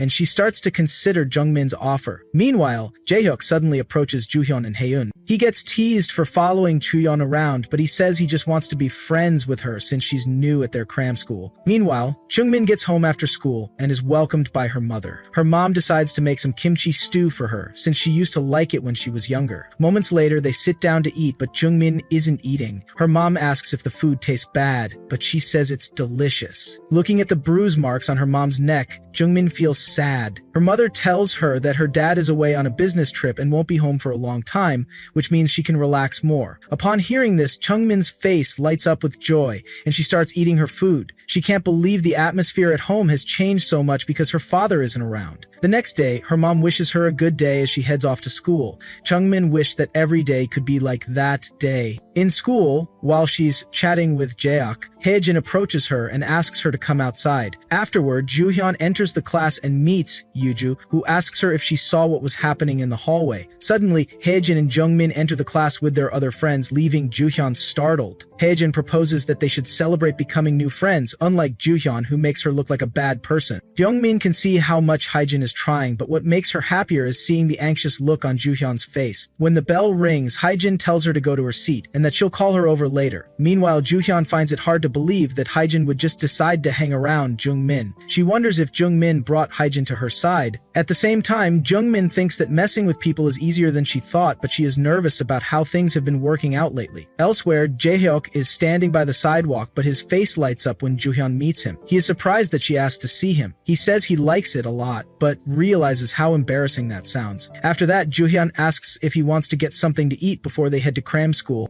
They go into a restaurant where Joohyun says that the place is good and that she's always wanted to come there. Jaehyuk thanks her for bringing him, saying that he really wants to get closer to her. When she tells him that she has something to say, his face goes red and he tells her that he'll listen. It hasn't been long since they met, but Joohyun suddenly says that she thinks she likes Jaehyuk, and she asks him to go out with her. As they leave the restaurant, Jaehyuk is still in a daze while they walk together, holding hands. He then asks Joohyun why she wants him to keep their relationship a secret from Jungmin. Joohyun then says that she wants to surprise her later. The next day, Jungmin feels weird around Jaehyuk because he's not usually using his phone so much when he's around her. Suspecting that something is amiss, she asks him who he's talking to, but he says it's nothing. This leaves her wondering if the guy has someone he likes. She refuses to believe it and questions why he was being so nice to her all this time. She ends up meeting the white-haired man and asks him to find out who Jaehyuk is talking to. However, he's not interested and says he's not here for volunteer work. She reminds him that he agreed to help her with anything, as long as she didn't ask about his past. Jungmin is fine living without her family and friends, but if she doesn't have Jaehyuk, she feels she might die. Upon hearing this, the man agrees and tells her to stop crying. He used astral projection to enter the streets when Jaehyuk suddenly showed up beside him. He starts getting jealous, wondering why Jungmin likes the guy so much. However, the man is shocked when Jaehyuk meets up with Joohyun. He doesn't recall Jungmin ever mentioning that Jaehyuk and Joohyun know each other. He realizes that Jungmin doesn't know and decides to tell her what's happening, but when he returns to our girl, he finds it hard to tell her the truth. He then yells at her, saying that she made a big deal out of nothing. He tells her that Jaehyuk is just talking to one of his guys from school. However, she starts suspecting that Jaehyuk might like boys and not girls. The white-haired man assures her that Jaehyuk will get tired of his new friend and things will go back to normal. Sadly, Jaehyuk isn't even reading Jungmin's texts quickly anymore. She then overhears Yuju asking Joohyun if she has a new boyfriend now. Yuju starts asking many questions, but Joohyun says that it's just the guy who likes her and that he's the one who kept chasing her around. Meanwhile, Haejin approaches Jungmin and asks her why she only sees the other girls when she eats lunch with them. Jungmin says that she's not even friends with those other girls.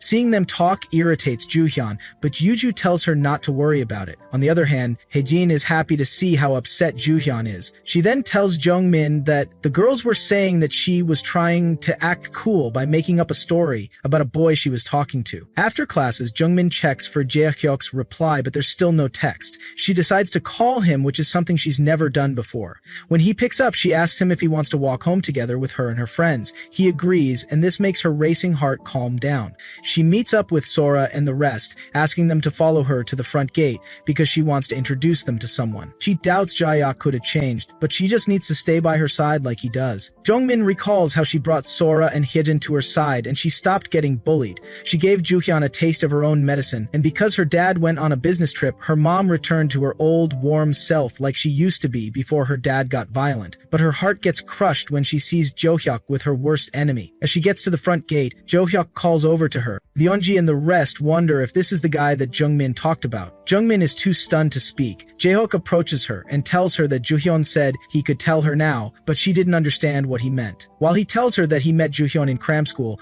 Haejin and the other girls start murmuring. Jungmin then screams, saying that she's not friends with Joohyun. The other girls then ask Jaehook if he wasn't in the talking phase with Jungmin. Our girl's heart sank into her stomach. Then, Jaehook tells her that he's dating Joohyun. She sees them holding hands, and Joohyun gives her a sinister smile. Jungmin then asks the guy if he knows what Joohyun says about him at school. She screams in a wild rage, asking if he knows what kind of person she is. Jungmin wonders why it had to be Joohyun of all people. Jaehook then tells her that she's acting weird, and that she's been misunderstanding things. He proceeds to apologize for making her think that there was anything between them, and tells her not to talk badly about Joohyun. Jungmin felt so much pain at that moment that made her want to die on the spot. The other girls then assume that Jungmin was trying to get with Joohyun's boyfriend. Clenching her teeth, Jungmin runs away from there. She wonders why Jaehook chose Joohyun and not her, even though she likes him more. With tears in her eyes, she realizes that it was Joohyun who made him smile like that. She then recalls what the white-haired man told her. Meanwhile, Jaehook apologizes to his girlfriend and offers to talk things out with Jungmin. Joohyun tells him not to bother, because Jungmin doesn't consider her a friend. When he asks if something happened between them, she tells him that they had a fallout when they were younger. She says that Jungmin bullied her, which Jaehook is shocked to hear. He falls for her trick and says it's only natural that he should think of her the most. He promises to be on her side, and she gives him a sly smirk. Meanwhile, the white-haired man is getting bored while waiting for Jungmin to show up. He thought that being stuck in that white space for so long wasn't good for a person. He wonders what his physical body is like now, and won't be surprised if he's dead, since he hasn't woken up in months. He was also growing tired of that space. It's pretty fun for him when Jungmin is there, and now he thinks about it, she's the only one he has left. Suddenly, Jungmin shows up and he asks how her day is. As he tries to touch her, she smacks his hand away, and he realizes that she seems different. She tells him that something huge happened and asks him if he's really on her side. She vows never to come there again, and if she meets the guy in her dreams somehow, she'll force herself to wake up until he disappears. The man asks her why she's acting strange, and she asks him why he lied to her. She mentions that Jaehook and Joohyun are dating, but the man doesn't say anything. His silence proves to her that he already knew. He tries to explain that he was worried about her, but if he was really worried, he would have told her. She says she wouldn't have been humiliated in front of all the girls if he had given her a hint. She calls him useless and tells him to never show his face around her again. Her words cause him to remember how bullies always called him a useless boy. In a cold tone, the man tells her that he was getting tired of her as well. She looks up and is surprised to see how sad he looks when he tells her that he should have never met her either. The man agrees to get lost and tells her to have a nice life. After that day, he never appeared before her again. The next day, Joohyun approaches Jungmin in school, noting that she's early, but our girl just walks past her. Joohyun then asks her how she felt when the only person in the world who was on her side turned her back on her. Jungmin tells her to shut up before she rips her mouth apart. Yeonji and Sunga walk into the class and notice the tense vibe. As Jungmin goes to her seat, Joohyun gives an evil smile before leaving the class. The other girls note that it was the first time Joohyun had ever looked like that. Jungmin then gets a text from Jaehook, but she can't bring herself to read it. She felt like dying and wondered why she kept randomly thinking of the white-haired man. Sora meets her and asks if she's going to eat, but Jungmin declines. Our girl also tells her to keep her friends' mouths shut, or if they get on her nerves, she will release the screenshots of their group chat. As she leaves the class, Haejin wonders if joining Jungmin's side was the right decision. On her way home, Jungmin's mother bumps into her, and the two of them walk home together. Her mother asks her how school has been these days and if she's struggling with anything, but Jungmin tells her there's nothing happening. Jungmin offers to carry the grocery bags, but her mom tells her not to worry. Seeing how awkward the air is, she thinks of how to change the subject. Her mom then asks if she remembers when she insisted on carrying the groceries when she was little, but she would trip and break all the eggs. She always felt sorry for her daughter because she couldn't pay attention to her when things got worse at home. Regardless, she's glad to see that Jungmin grew up to be a good girl. Her mom then tells her to talk about anything she wants to get off her chest, like in the old days. Jungmin can't tell her mom about Jaehyuk and Joohyun, so she tells her that she said something harsh to a friend. Although they lied to her first, she realized that she wasn't that resentful of them. She feels bad about what she said to the man in her dreams, and not seeing him is making her worry. She wants to apologize and wonders why he stopped showing up, because he usually never listened to her. Despite his strange nature, it's true that he helped her a lot. The more she thinks about it, the more her head hurt. The other girls started talking about G6, a music group that came out with a new song. When Sungha asks about a member of the group known as Suyun Bak, Yeonji tells him not to bring it up. Yeonji says he was her bias, but ended up being selfish. Hee-young takes a look at the picture, saying she has never seen the guy before. Jungmin asks who they're talking about, and they show her the picture. She's stunned when she sees the picture and snatches the phone to get a closer look. She sees the picture of a group of guys, and the guy known as Seon turns out to be the man in her dreams. Seon was a former member of the popular DZX group. He got eliminated in the trainee documentary show. Yeonji says a lot of people who are interested in idols know about him. The guy was the most popular member when the documentary show aired, and everyone thought he would debut for sure. He was famous for communicating with his fans often, but he was cut from the final lineup and disappeared completely. Part of the reason he got eliminated was because of a big car accident during filming. The other reason was that Seong started getting competitive with a member named Nahyuk-gung, causing his popularity to decrease. He and Nahyuk had similar images. The girls then tell Jungmin that she'll figure out more if she watches the documentary. After that, Jungmin went home and watched every video with Seong in it. He felt unfamiliar, as if he wasn't the person she knew. And as she recalled the hint he gave her, it felt like she was putting the pieces of the puzzle together. She wonders if this is why he didn't want her to know his true identity. She finally got to the last episode, where Seon addressed his fans and told them not to worry about his injuries. He promised to continue to show his face and begin his personal promotions once his injuries healed. But Jungmin could tell he was lying. She didn't know much about him, but she trusted her gut. There was also the fact that Seon hated when people dug up his past, but she could tell the truth from his facial expression. The documentary also showed his school uniform and mentioned that his agency was close to her. So Jungmin decides to go to the hospitals in the area, hoping to meet the guy. Of course, this was impulsive, and she hadn't thought of what she was going to do if she met him. However, as long as she knew his mysterious identity, she couldn't just do nothing. She goes into a hospital and asks the receptionist if Seon is there, and the woman tells her he is. The woman then asks why she's coming to see him, but Jungmin doesn't even know why she came. When the woman asks what her relationship is with Seon, she tells her that they're friends. Another nurse comes up and her colleague tells her the situation.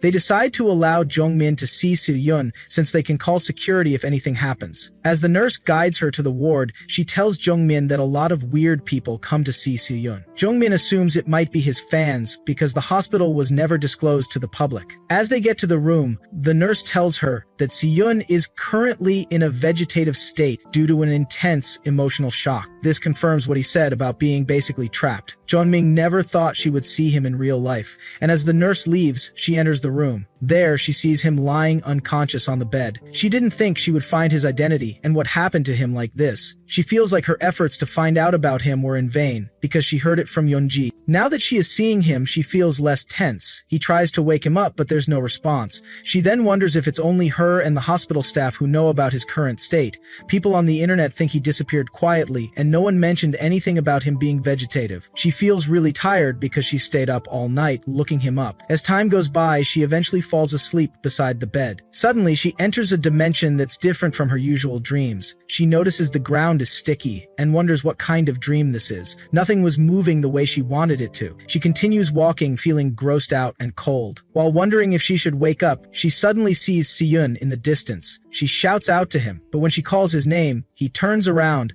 and asks her why she's there. When Seon was much younger, he came happily to show his parents that he got a 100 on his test, but there was no one home. He crumpled the paper and wondered if they were going to be late again that day. Ever since he was young, both of his parents worked, and he was the only one at home. One day, he bragged to his dad about having third highest grades in school and asked if they could have dinner together, but his dad said he was making a big deal for nothing. Seon thought that if he studied hard, then his parents would look at him. He had only gotten into middle school before realizing that no matter what his grades were, his parents would think of them as a given.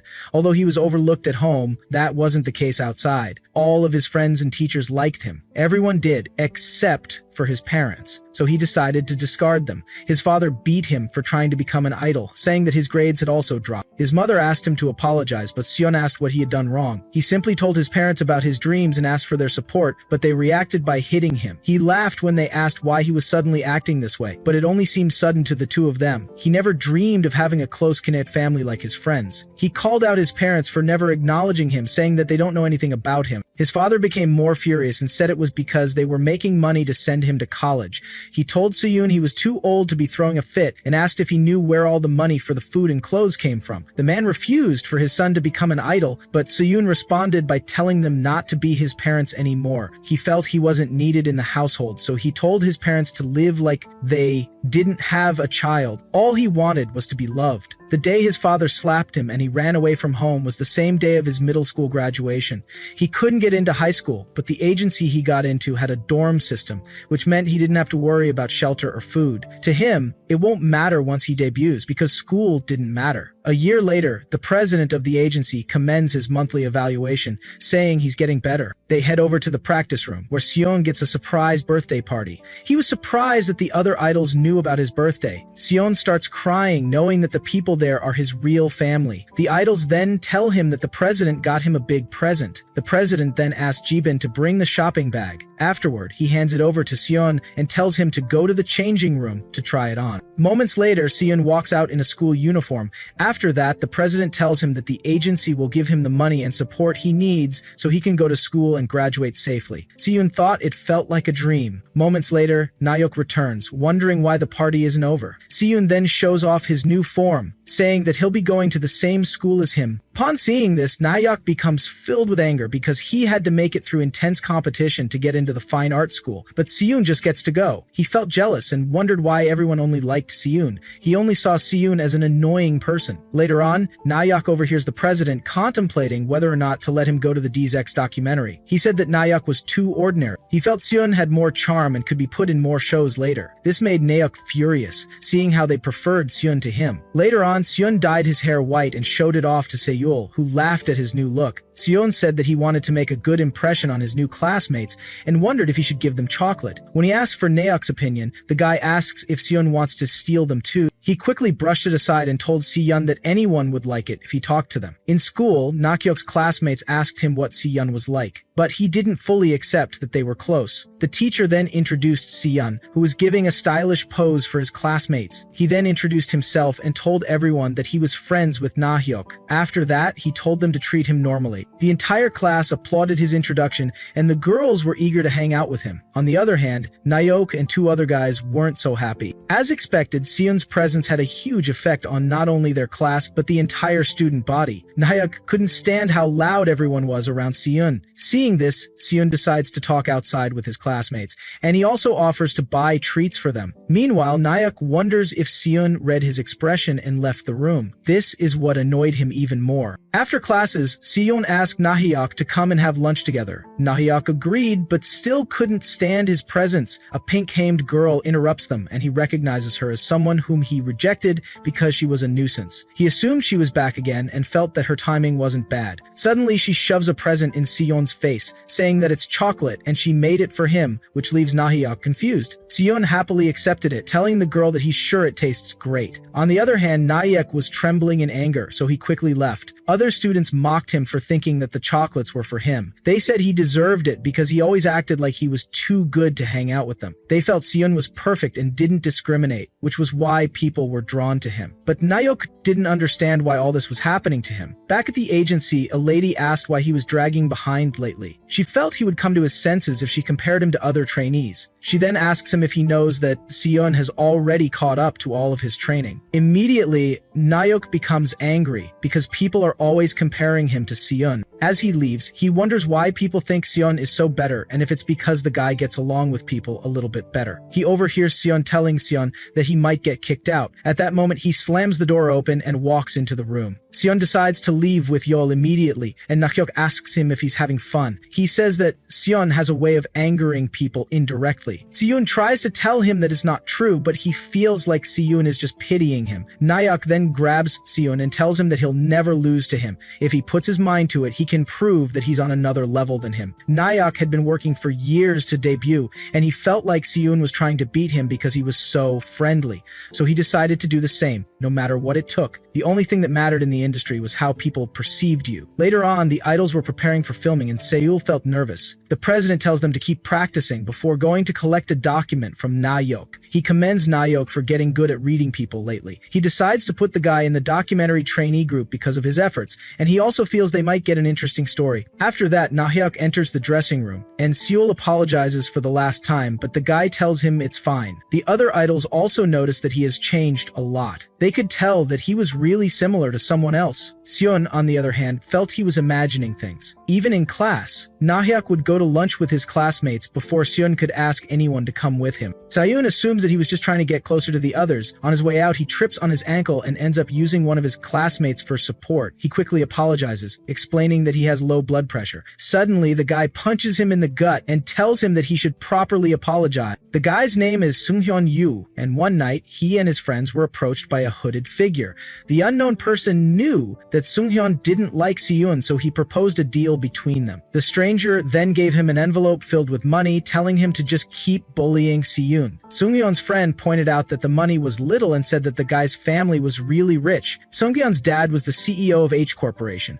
The money offered to him was much lower than his monthly allowance.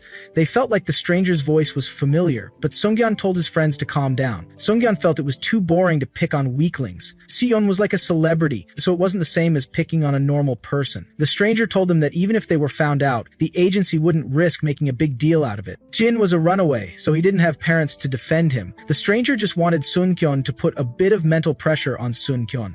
Eventually, filming began and the idols were on television. It ended well and Sunkyun's popularity grew, but in school he would get teased by Sunkyun, which was the first time something like this had happened to him. People always approached him with good intentions, and he had no idea what to do about those who hated him so blatantly. His classmates asked if he was good, and he told them he was fine. He felt relieved that no one mentioned the incident from the last time. Na-hyuk returns to class, and the girls tell him that they were waiting for him. One of them notes how popular Seon is after she saw him on their show. He tells them that he went on the show, not knowing if he would debut or not. With this, Seong felt nothing had changed and that everyone still liked him. He just needed to be confident, but in front of the camera he gets flashbacks of when Seongkyeon punched him in school. He gasped for air and asked for the cameras to be turned off for a moment. He thought to himself that he couldn't keep looking pathetic, and he was scared of being hated. Later on, the president asks if something happened to him because he's been freezing a lot in front of the cameras. Seon flinches when the man tells him that he should work harder like Nayak, who has been doing well lately. He thought it was just a misunderstanding, but he realized that Nayak had taken his fans away from him. He felt like his position was disappearing, little by little. He became nervous as more people conversed with Nahyuk. He is shocked when Nahyuk offers a drink to Sunghyun. He looks at them, wondering if they always talked to each other. Sunghyun then threatens to beat him up again.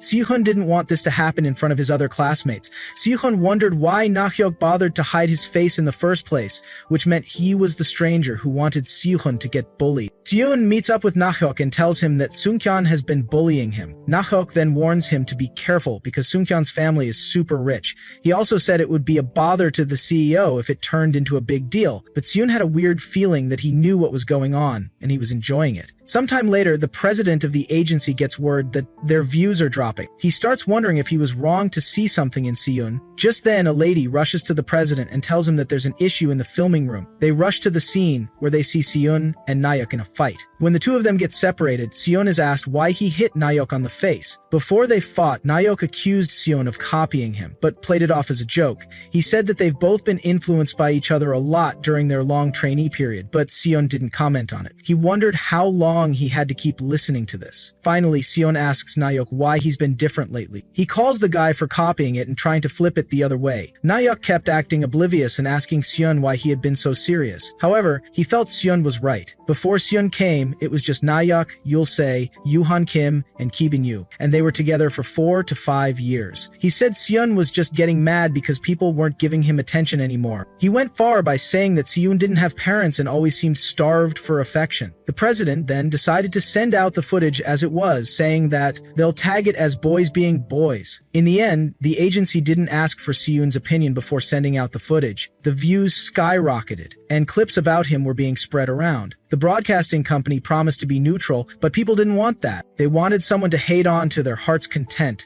That was the only way they would be entertained, and the one playing the role of the villain was Seon. Meanwhile, the president of the agency was happy to see how well their views were doing. He asked the editing team to keep making clips that would create conflict, and also asked for Nahyuk to see him. He originally added the guy to the group to make Seon look better, but he didn't care now. Nahyuk was the one bringing in a lot of money now. He was asked how long he and Seon hadn't gotten along, and he confessed that he was a little jealous of Seon. He blamed himself for making it obvious. However, people started siding with him and asking Seon to leave the show. Seon wondered if this was the price he had to pay for wanting to be loved. As he walked through the school hallway, people gossiped about him. Seongen and his friends also teased him, but Seon ignored them and asked some other classmates if they wanted to go to the snack shop. Sadly, they refused to go with him. While Seongen made fun of him, Seonyeon attacked him. Seonyeon punched him before a teacher came in. Seonyeon then realized that he had made matters worse for himself. After class, people hung out with Nahyuk instead. They said that they became scared of Seon after what happened in their show. However, someone suddenly approaches Seon and asks if they can walk home together. He happily agrees to follow them, but when they start heading into a dark area, he gets worried. He wonders if it's their secret hideout, but it ends up being Seonyeon and his gang who lured him there. The two guys who lured him apologized, but they had no choice. After a while, the other idols are unable to reach Seon, and Nahyuk tells them that he doesn't know where the guy is. Someone then barges into the room and tells them that there's terrible news. Seon was badly beaten up, and he was desperately asking for help. The idols head to the hospital to see Seon, whose face has been patched up. He wonders how he got to the hospital and asks his colleagues what happened with the shoot. The president then tells him that it's been postponed and they've already put out a statement. Sadly, the doctor said Seon won't be able to dance anymore. Nahyuk became nervous, wondering why Seon-gyeon would go so far. He also hoped that this wouldn't affect him as well. Seon then tells them that it was Seonkyun who did this to him, and that the guy is in his class. He asked for the guy to be punished, but the CEO looked like he just wanted to move on quietly. But Seon was determined because it was only right for bad people to be punished. A few days later, Seonkyun's mom meets the CEO in the hospital and hands over her card. He quickly realizes that she's the wife of the CEO of H Corporation. When they head inside, Seon tells the woman that what her son did wasn't just bad, but it was a crime. The CEO then said he was acting a little immature. The woman then gives the CEO a card, telling him to call the number there if they need to take care of any problems. She was doing it for her son's future, but Seon let her know that her son ruined his entire life. He already knew what she was trying to do, and he said no amount of money was going to settle it. Nevertheless, she doubted that a high schooler could do much on his own. After she left, the CEO told Seon that they should just move on. He then reminded him that his condition for sending him to school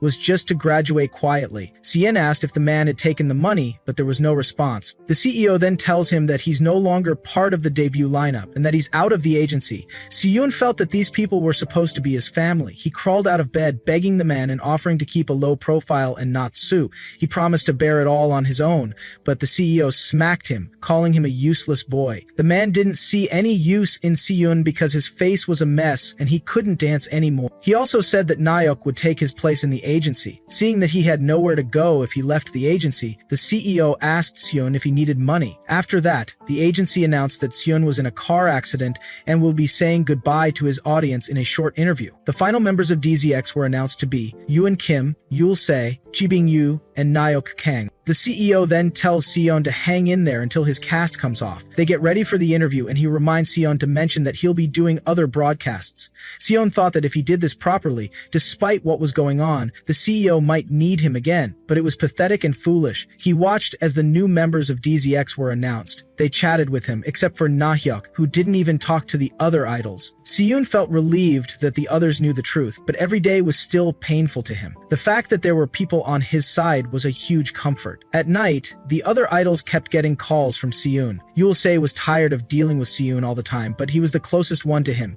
He complains that Seon has been acting so weird and obsessive. He was getting really upset because this was the first time they'd been able to sleep properly in 3 days. Meanwhile, Seon was hoping that they wouldn't abandon him. Eventually, the numbers he dialed were no longer in use. He laughed as he realized that the friends he thought Og as family had abandoned him. He wondered how he got to this point and how he was supposed to live now. Suddenly, someone in a hood rushed toward him as he limped through the hospital. The girl said she loved him, but the nurses and doctors rushed to get Seon to safety. He wished that day had been the end, but another person came in and told him not to bully Nayeok. Seon was completely speechless. He began to have this dream because he liked being loved by many people, but he wondered if this was the result of what he wanted. His eyesight became blurry and he passed out. He woke up at night, recalling what had happened earlier.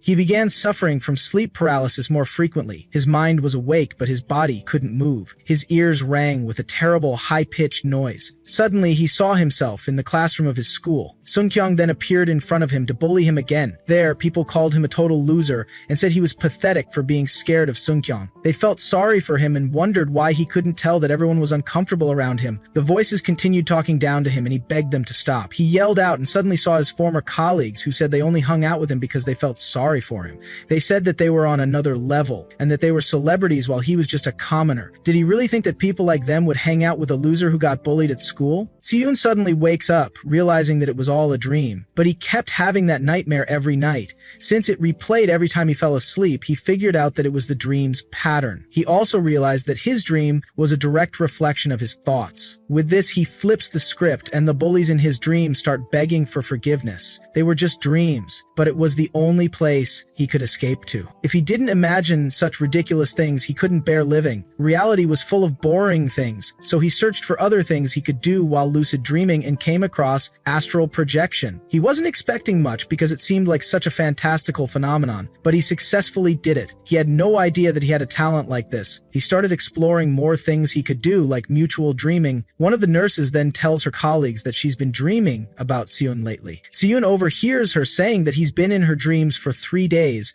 confirming that his new skill worked. That's when he realized that he was more special than others. He got tired of walking around the hospital, and he also didn't want to catch anyone's attention anymore. He decided to astral project and wondered where he'd go. He sees some students and thinks about what school life is like after he left. Despite distrusting other people because of what happened to him, he still wanted the warmth from others. School was still a terrifying place for him to set foot in, but he felt more comfortable since no one could see him. He felt his school was still the same even though he was gone. Suddenly he hears Sunkyun's voice. She lost everything because of him, but Sunkyun was fine as if nothing had ever happened. Suddenly, someone comes into the class and tells them that a girl called Yerin Song has committed suicide. Sunkyun and his crew wonder if they were too mean to the girl. As her classmates mourned her, they said that Yerin was getting bullied by Sunkyun because she posted how Sunkyun got bullied by the same guy. Since Sunkyun's family was rich, they easily got the post deleted. Seon comes across Yerin's picture and recalls that she was the one who gave him a box of chocolates before. In his boiling rage, Seon beat up Sunkyun in his dreams. Even though it was a dream, he knew seeing the guy in pain was a horrific sight, but surprisingly, he felt no remorse. He wakes up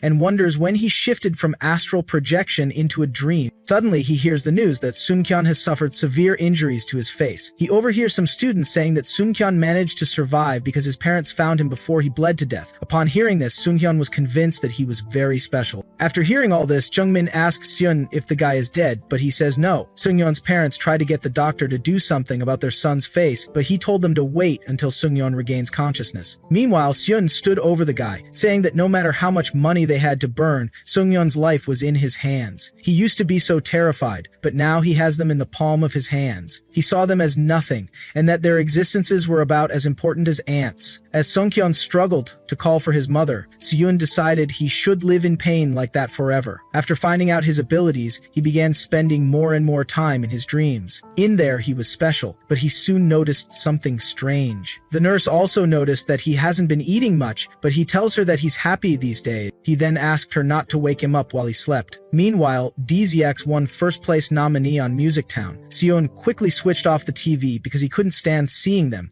He felt that nothing good came from being awake. That's why he decided to stay in this place for a few days. What he did most was go into other people's dreams and watch them. It was fun at first, but he quickly got bored with it. When he decided to leave, he noticed that he couldn't wake up. He had no idea this kind of side effect would follow. The nurses thought it was because of mental shock. Seong feels that the nurses must have felt sorry for him. After that, he met Jungmin and noticed that she was pretty good at what she did. Still, he just watched and didn't approach anyone because he was tired of maintaining human relations. Even though he worked so hard to create this space, he tried to forget it. Jungmin's dreams were his only source of entertainment. He wondered why he did that all of a sudden, but it was just sympathy. He needed something new to do, and in exchange for saving her, Jungmin just had to entertain him. He promised himself never to make the same choices again. He doesn't know why he's telling Jungmin all this, and he feels he's still a little bit pathetic. He admits that he was just testing himself the first time he helped her. He just wanted to use someone. Because of this, he tells her to leave because he's not as amazing as she thinks he is. However, Jungmin doesn't get what he's talking about. She says that she actually felt threatened by him because she never knew what he was thinking. Now she feels like she's talking to a human being. She's not disappointed because she never expected anything from him in the first place. She then tells him that she came to apologize for calling him useless. Jungmin decides to help him leave that place,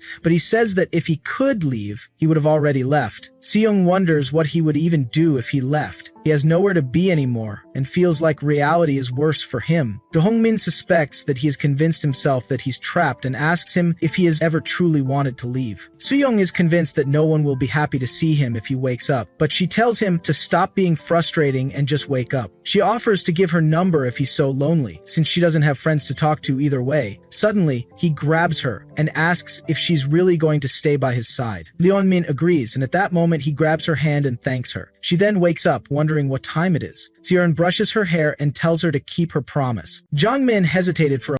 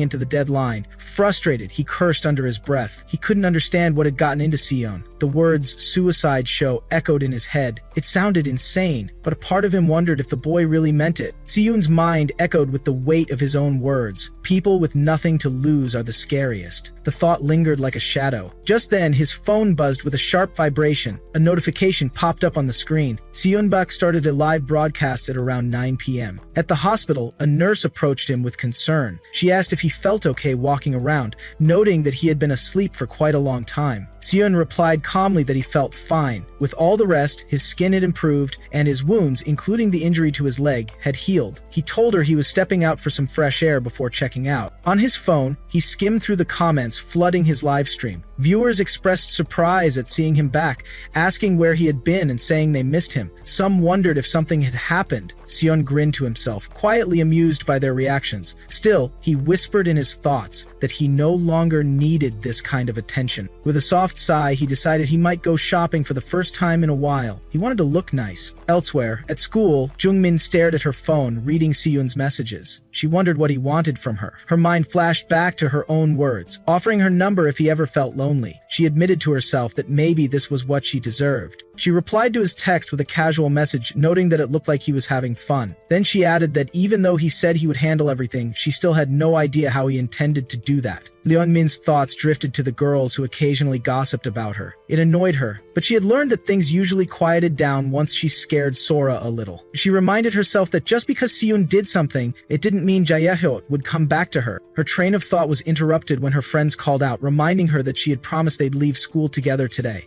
They asked if she hadn't even packed her bag yet. Jungmin blinked, realizing it was already time to go. She muttered that she was coming and moved to gather her things. One of her friends brought up Seonbaek's social media, saying he had gone live the previous night. They wondered aloud if something had happened to him. Another teased, saying she thought that friend had stopped standing Seon because of his personality. Embarrassed, she claimed she was just curious. Jungmin brushed it off and told them she'd treat them to dinner like she had promised. Her friends cheered, wondering what they should eat. Jungmin thought to herself that there was no way they'd follow her again unless she offered something like this. She was bringing them along because Seyoung had asked her to. But even as she walked with them, nerves bubbled in her chest. She wasn't sure if this would turn out okay. As they stepped out, a familiar voice called her name. It was Jaehyuk. One of her friends whispered that it was Juhyun's boyfriend. Jungmin froze. She internally groaned, "Of all times, why now?" The group chuckled, someone saying it felt like deja vu. Jungmin muttered, wondering why Jaehyuk was there. Then her thoughts shifted. By any chance? Jaehyuk spoke up, saying he hadn't expected to run into her. He asked if she had seen his texts. Jungmin apologized, saying she had, but she trailed off. Inwardly, she sighed. Of course, this meeting was just a coincidence. Then, with a sinking heart, she realized the real reason Jaehyuk was there. At that moment, Johyun appeared and called out to him. Jungmin's heart sank deeper. This situation again. The heaviness in her chest grew unbearable. She hated it. She hated everything about it.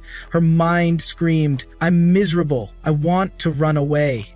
But then, as if on cue, Seyoon appeared nearby. He asked if her phone was on silent and why she hadn't picked up his calls. He looked at her with genuine concern and asked if she had been waiting long. Leongmin was startled the moment she saw Seyoon and questioned why he was there. Seyoon casually replied that he had come to get her. Though confused, Jungmin hesitated, then remembered why, muttering uncertainly. Her friends observed Seyoon closely, one of them recognizing his face but unable to recall where they had seen him. Another confirmed it, realizing he was Seyoon Baek. Someone quickly searched his name, confirming his identity. Whispers and stares filled the air. Other students around them began murmuring, curious why Seyoon was at their school. They pointed out that the girl beside him was a student there and speculated about their relationship. Jungmin's friends immediately confronted her, asking what was going on between the two and what their connection was. Without warning, Seyoon pulled Jungmin into a hug and suggested they leave the area, noting how many people were watching.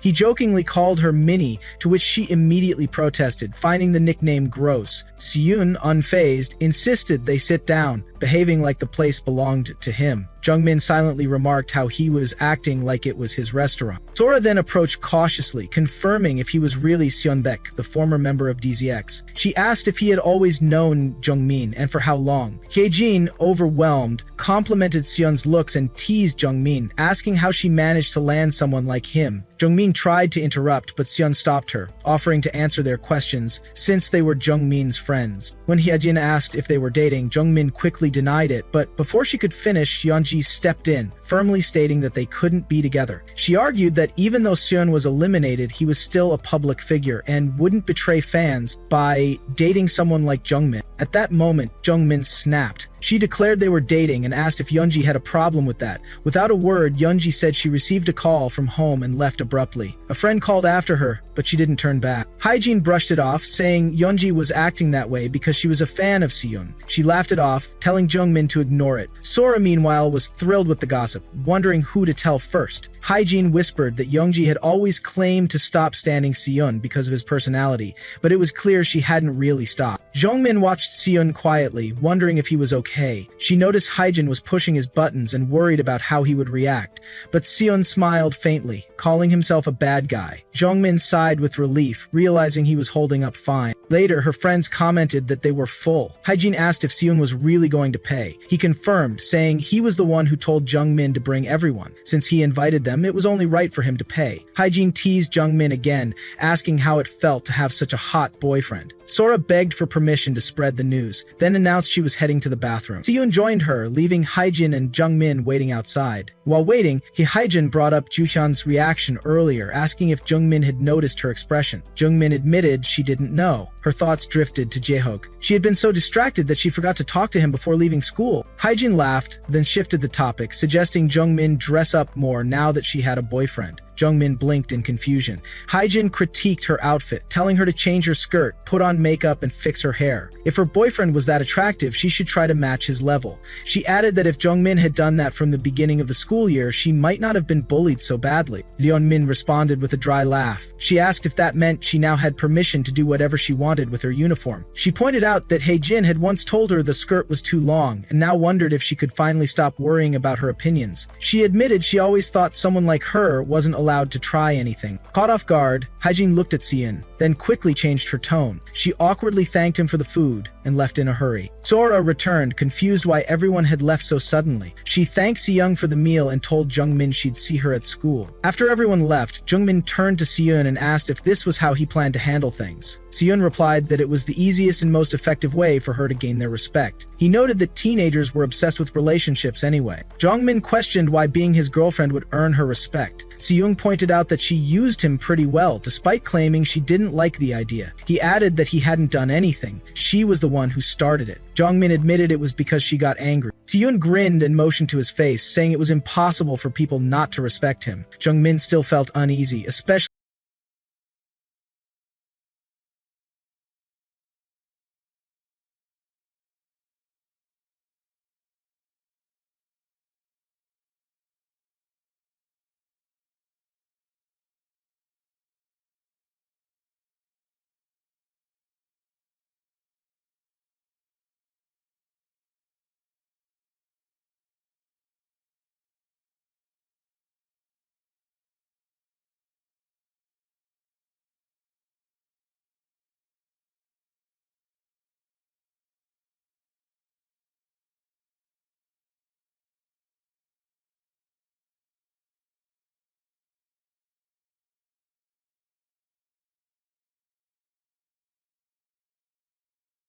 watched from a distance. She repeated his name in her mind. Si-yoon Bak, an idol trainee. She couldn't understand how he knew Jungmin. She had been observing Jungmin for a while, yet never noticed this connection. And now, Jungmin had completely ignored her, as if she never existed. Nearby, Jeonhook noticed something off. Gently, he asked if she was upset, if something was wrong, but Juhyun shrugged it off with a quiet lie. She was fine, she said, nothing had happened. Still, he pressed further, pointing out how she hadn't taken her eyes off her phone. He asked her to look at him too. His voice was soft, but to Juhyun it felt like noise. She sighed internally. So annoying. She gave him a dismissive later, not bothering to mask her irritation. Jaehook blinked in confusion, not expecting that cold response, but her mind was elsewhere. Again, that boy, Seunbaek. She swore she had seen him before. There was something familiar about him, something she couldn't quite place. She searched her memory, chasing the connection, but the answer kept slipping away. Meanwhile, in a different corner of the school, Jungmin found herself in an unfamiliar spotlight. Ever since Seunbaek had stepped into her life, the air air around her had shifted. Girls who had never so much as said hello were now chatting with her like old friends. Some approached curiously, their eyes wide with wonder. They asked how she had met Seon, how long they'd known each other. One girl even asked for her number, laughing nervously. Jongmin thought to herself, this kind of attention was new, overwhelming, and entirely unexpected. But not all the questions were innocent. Some were laced with judgment. Whispers passed from one group to another. Wasn't Seon a delinquent? Wasn't he the guy who went viral for fighting online? They spoke in low tones, acting concerned, but their words were heavy with envy. Jongmin could see right through them. Most of the people who whispered to her that way weren't really worried about her. They were comparing themselves to her, wondering what she had that they didn't. She knew where the rumors started. She even knew who had let it slip that she and Seon were dating.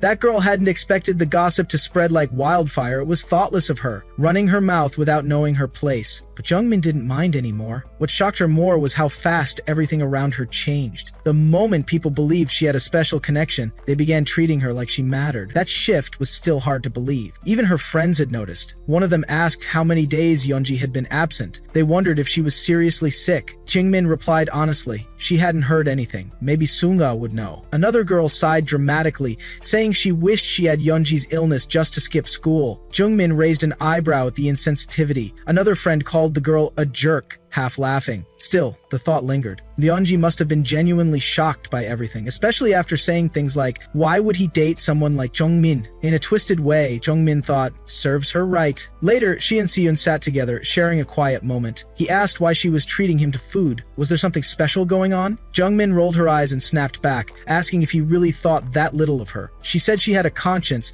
that after all he'd done for her, she at least owed him this. It wasn't anything fancy, she admitted, but it was the thought that counted. Seon smiled and told her not to downplay it. He was grateful. Then, his tone changed slightly. There was something he had been wondering. He told her she had appeared in his dream while he was hospitalized. He asked her how that was possible. Jungmin froze, caught off guard. She said it had just happened. But Seon wasn't satisfied with that answer. He suggested maybe she shared his ability to connect dreams. Maybe she could astral project too. Jungmin laughed nervously, denying it. There was no way, she said, but Seon insisted. He was living proof that such things existed. He even wondered aloud if they could go on dream dates that way. She told him to stop joking, but even as she dismissed the idea, she found herself intrigued. Seon looked at her with a gentle smile, noting how much better she seemed.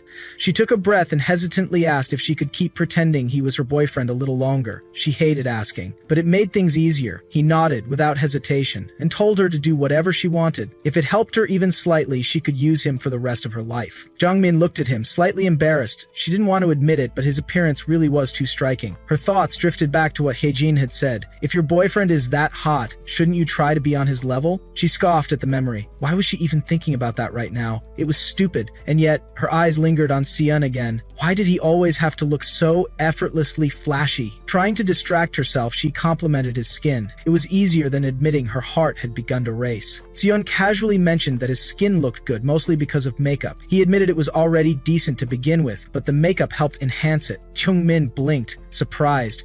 She hadn't realized he wore makeup too. Seon grinned and explained that it looked natural because he had great technique. Curious, Jungmin hesitantly asked how he did it. When Seon questioned her interest, she confessed she had been wondering what it might be like if she tried makeup herself. But before she could say more, Seong told her that he didn't think she needed it. That single comment made her pause. For a brief second, her thoughts grew insecure. She wondered if he believed she couldn't pull it off, or that she wasn't suited for things like that. But Seong immediately followed with reassurance. He told her her face was already more than pretty enough. Jungmin blushed, brushing it off awkwardly and asking him to at least make his compliments believable. Seong didn't back down. He said he was being serious, that he had seen many potential idols in his time, but Jungmin could easily compete with them. He stuttered, caught off guard by the praise. It felt too much, too sudden. Her mind drifted for a moment. She remembered Jaeok's voice, the way he had once called her pretty too. That memory lingered, uninvited. Jaeok, breaking the silence, Seon suddenly suggested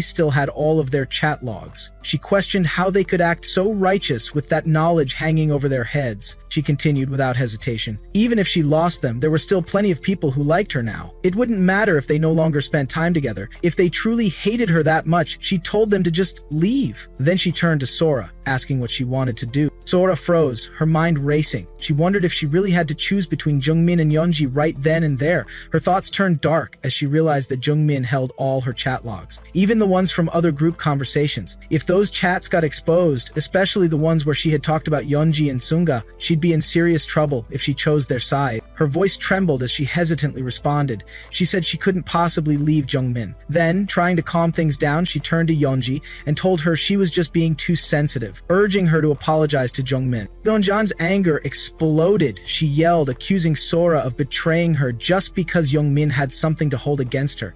Her voice cracked as she asked how Sora could do this to her. Then she shouted that Jungmin could go ahead and expose the chat logs, because if she did, she'd just be seen as the creepy girl who leaked private conversations. Jungmin responded with cold certainty. She agreed that there might be backlash for her too, but then she reminded them of the time Juyeon exposed her social media. Back then, their classmates had been far more upset about her talking behind their backs than they were about Juyeon's actions. She looked directly at them and made it clear they were the ones who had gossiped about their classmates' private lives and family issues, and she was the one who found out and exposed the truth. In the end, it was obvious who would take the brunt of the consequences. Then she struck a final nerve. She brought up Seun, telling Yeonji that she clearly liked him, but because of his bad reputation, Yeonji had never admitted it openly, fearing what others might say. Jungmin warned her that if she chose to leave now, just as she wanted to, she would never get to see Seun again. The words hit Yeonji like a slap, leaving her stunned and wide-eyed. No one said another word as they quietly left. Later, Jungmin sat alone, deep in thought. She tried to reassure herself that what she did was enough. A long sigh escaped her lips. She reflected on everything she had just said,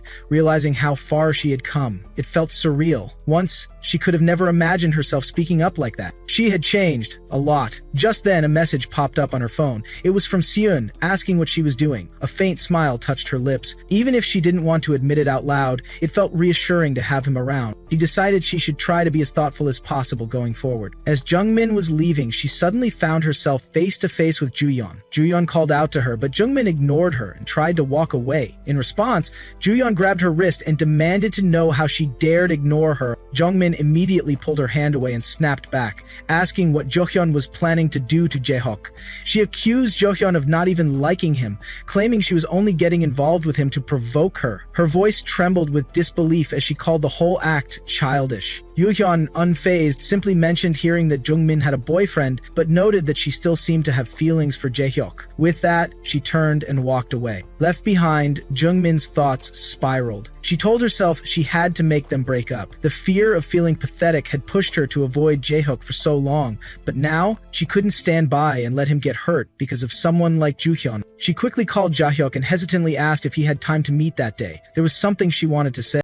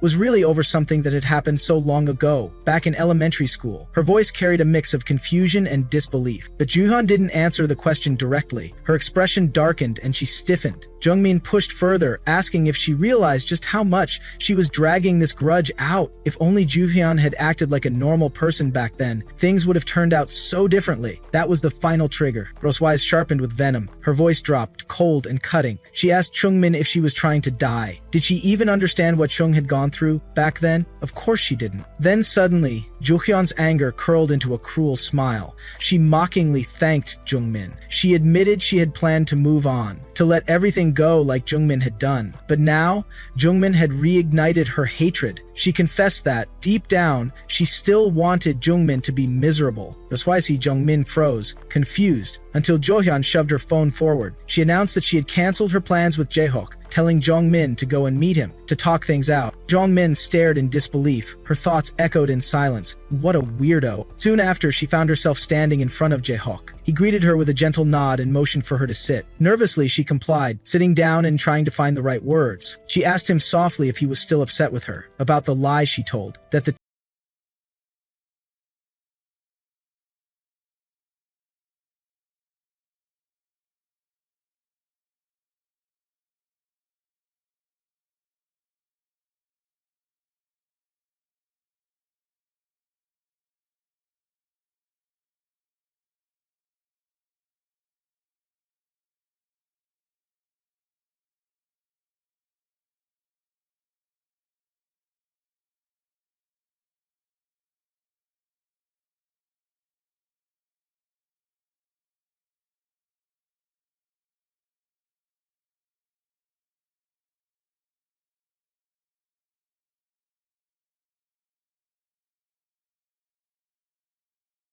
Juhyun had been acting, but her own thoughts interrupted her. Those bitter words Juhyun had spat earlier returned to her. Who cares about popularity? You can't even get the guy you like to like you back. Having friends doesn't even matter, right? Then Jaehyuk spoke again. His voice was quieter now, but heavier. He said he understood that Jungmin had her own perspective, that she had her reasons, and he thanked her for at least trying to explain. But then, without hesitation, he asked her a final, piercing question. Did she really believe she hadn't done anything wrong back then? He reminded her that she had been Juhyun's only friend at the time. If the two of them had drifted apart, as Jungmin said, did she not understand how alone Juhyun would be after that? Those words struck her like a wave. Memories surged forward, images of the past she had tried to bury. She recalled the way Juhyun had been treated, the bullying, the isolation, and her own absence through it all. But Jaehook had already made up his mind. He stood up slowly and told her he had nothing more to say, and without waiting for a reply, he turned and walked away, leaving Jungmin behind, frozen and speechless. Jungmin stood still, staring at Juhyun with cold eyes,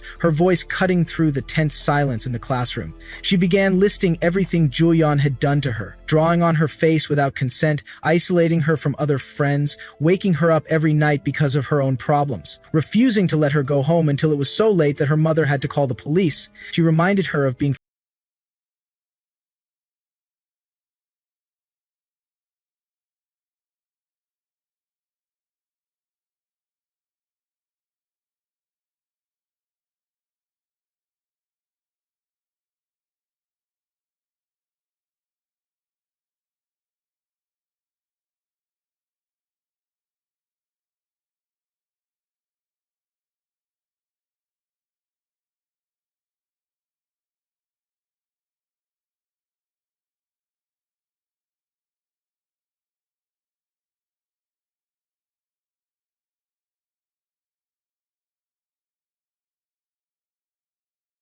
rumor about Jungmin having bullied Juhyun in the past. One of them speculated if that was what this entire scene was about. Others were shocked by Jungmin's version of the story and questioned whether it might actually be true. The most surprising part for some was the mention of smoking. Juhyun smoked? Suddenly, Juhyun rose from her seat and grabbed Jungmin's wrist, clearly furious. Jungmin held her hand in return and, with another smirk, confirmed, almost proudly, asking what if she really was insane. Juhyun, livid, called her a crazy bitch. Before the confrontation could escalate further, the teacher teacher entered the classroom and ordered everyone to take their seats. He called out to Jungmin and Juhyun, asking what they were doing, and reminded them that class was about to begin. Reluctantly, the students returned to their seats, but the tension lingered. Whispers continued among the students. Many were unsure now. Had Jungmin really not bullied Juhyun? Some said they didn't know for sure. A few mentioned how it seemed Jungmin had been holding back a lot for a long time.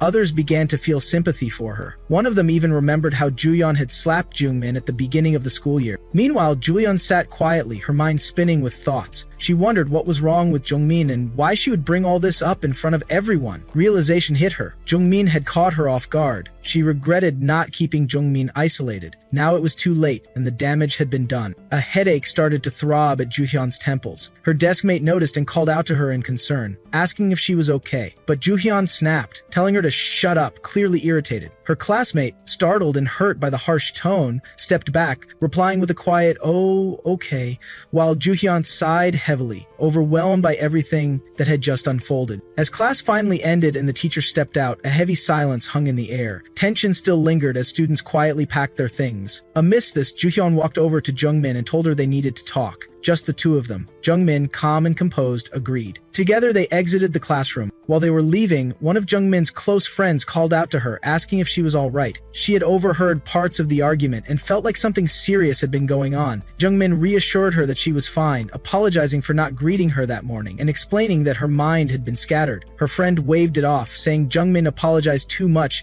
and didn't need to worry about such things. Before the conversation could continue, Juhyun snapped, cutting them off with an icy tone. She told them to read the room and stop chatting, making it clear that this wasn't the time for small talk. The tension thickened. With that, she led Jungmin away, leaving her friend slightly stunned. As they walked off, Jungmin's friends exchanged confused glances. They whispered among themselves, wondering what was wrong with Juhyun. One of them asked if she had always been like this. Another pointed out how scary her eyes looked earlier, filled with something unfamiliar, something dark. Hearing them, Juhyun couldn't ignore the internal shifts she felt. Her thoughts echoed inside her head. Her claws were out again. She admitted to herself that she wasn't like this before. Something inside her had changed, but she couldn't explain what was driving her lately. Eventually, the two found a quiet, empty spot inside the school building where they could speak without interruptions. Jungmin faced Juhyun, her expression calm but firm. She said she finally understood everything, why she kept trying to play games with her. She realized there was no point. If she was just straightforward, there was nothing Juhyun could twist or manipulate. Juhyun, agitated, asked what Jungmin had talked about with Jaehok the day before. She couldn't understand why Jungmin was so shaken and claimed she was making a huge mistake, but Jungmin turned it back on her, demanding to know what Juhyun had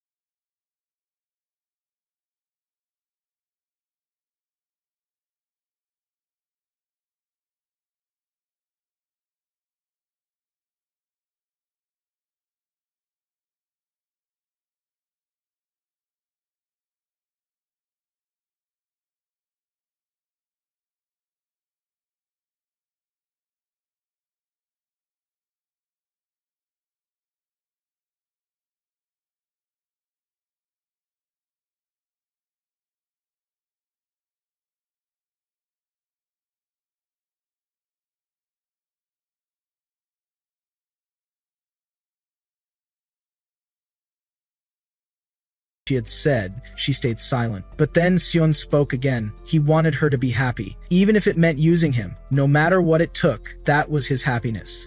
As Jungmin stared at the drawing, she raised an eyebrow. The sketch clearly showed her and Seon, but something felt off. She questioned if the figure was meant to be her, and what exactly was that weird animal beside her. Seon casually replied, asking if it didn't look like him. Jungmin narrowed her eyes at the paper. Despite how ridiculous it seemed, she admitted to herself it was probably meant to be them. But Seon, of all things, had drawn himself as a horse. She couldn't understand why. Didn't people usually draw themselves as humans in these kinds of sketches? A little later, Jungmin returned to the table and handed him a drink. It was her way of showing appreciation. Seon waved it off, telling her to save her money. It wasn't even expensive, but Jungmin insisted. She felt bad because he always paid. Seon, unfazed, simply told her to stop feeling bad. According to him, there was no reasoning with her. As they got up to leave, Jungmin stepped forward, but due to her untied laces, she stumbled. In that moment, she tripped and ended up crashing into Seon's chest. He instinctively caught her. Flustered and annoyed, Jungmin blamed him. This was all his fault. He had untied her shoes earlier. Seon casually asked why she hadn't tied them again.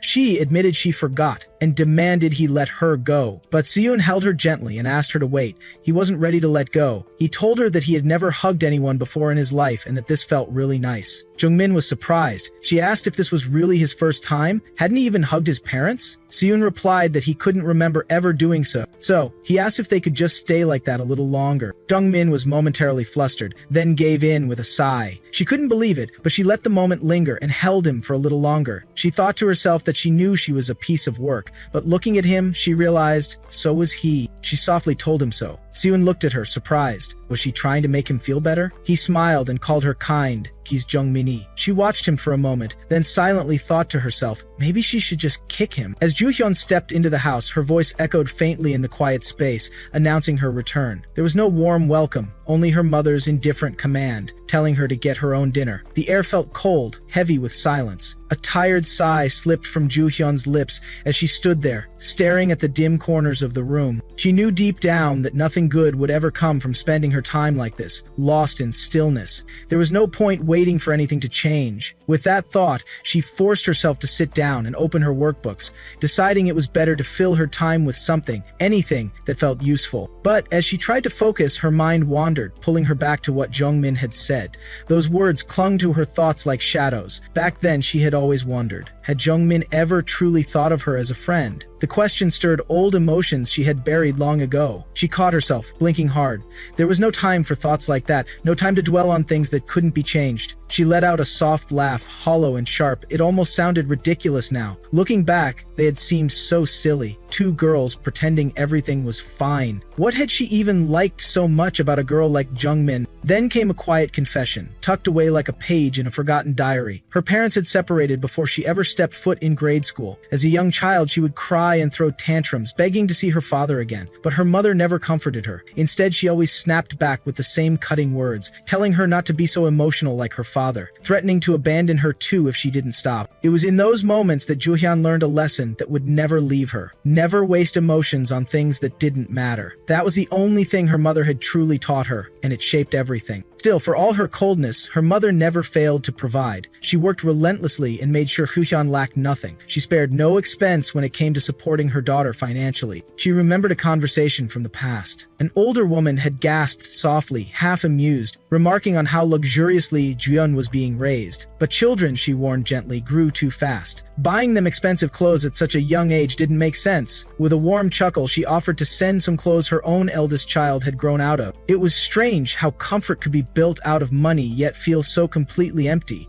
Joo-hyun's life was full of nice things, but starved of affection. And in that contrast, she had learned to stand on her own, to bury her feelings deep, and to keep moving forward, no matter how alone she felt. Joo-hyun looked back on those memories and found them laughable now. The things she used to say, the way she used to act, it all felt like a distant echo from a different life. There was a time, back when she was just a little girl, when she would boast proudly that her mother bought her expensive clothes every single day, no matter how quickly she grew out of them.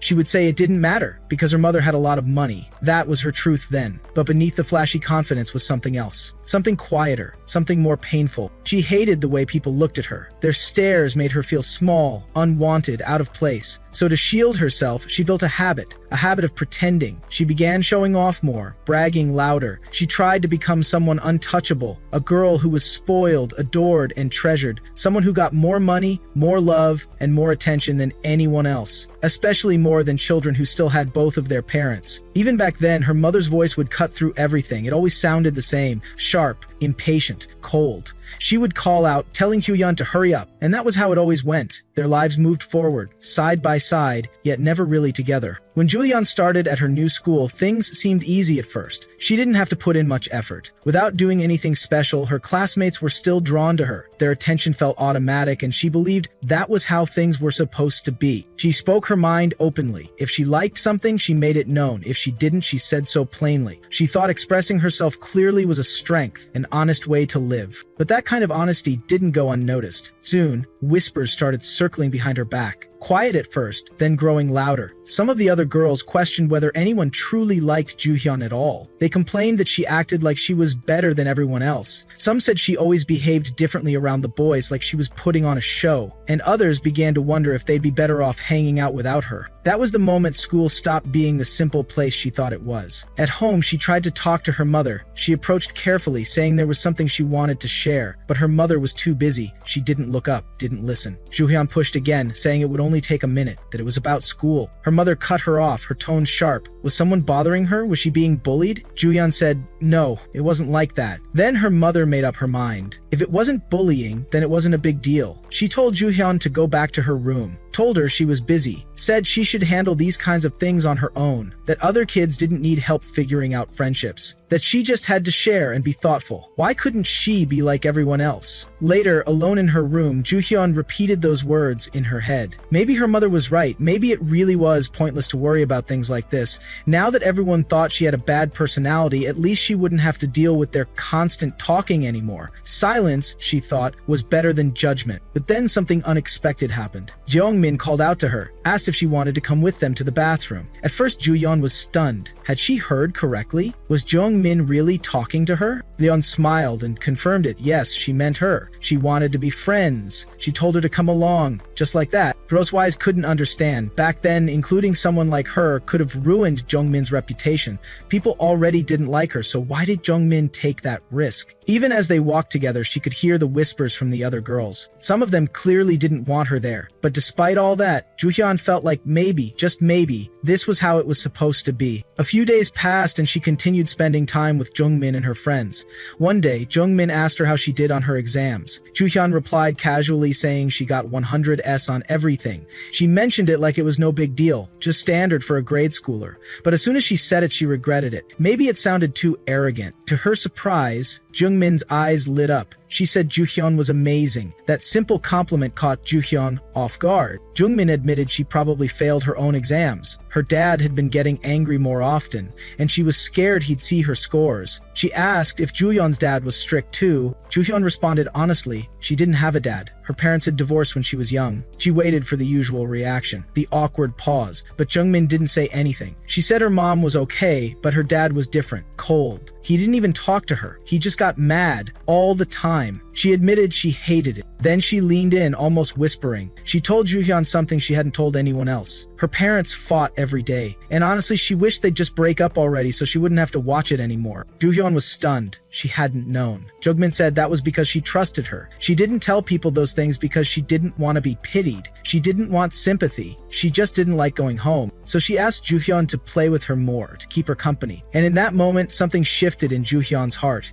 She realized that people don't always need a grand reason to open up. Sometimes a small act of kindness is enough. Jeongmin was different from everyone else. While most people waited to be approached, she took the first step. She was the one who reached out. At first, that had seemed strange, even foolish. But now, Juhyun saw the truth. That was why people were always drawn to her. In quiet moments, little Juhyun would look at Jeongmin and think, she's amazing. I could never do that. But still, when others talked about Jeongmin, she would glare and speak harshly. She believed she was the one who knew Jeongmin best, the one who understood her. She didn't get why Jeongmin spent time with the others.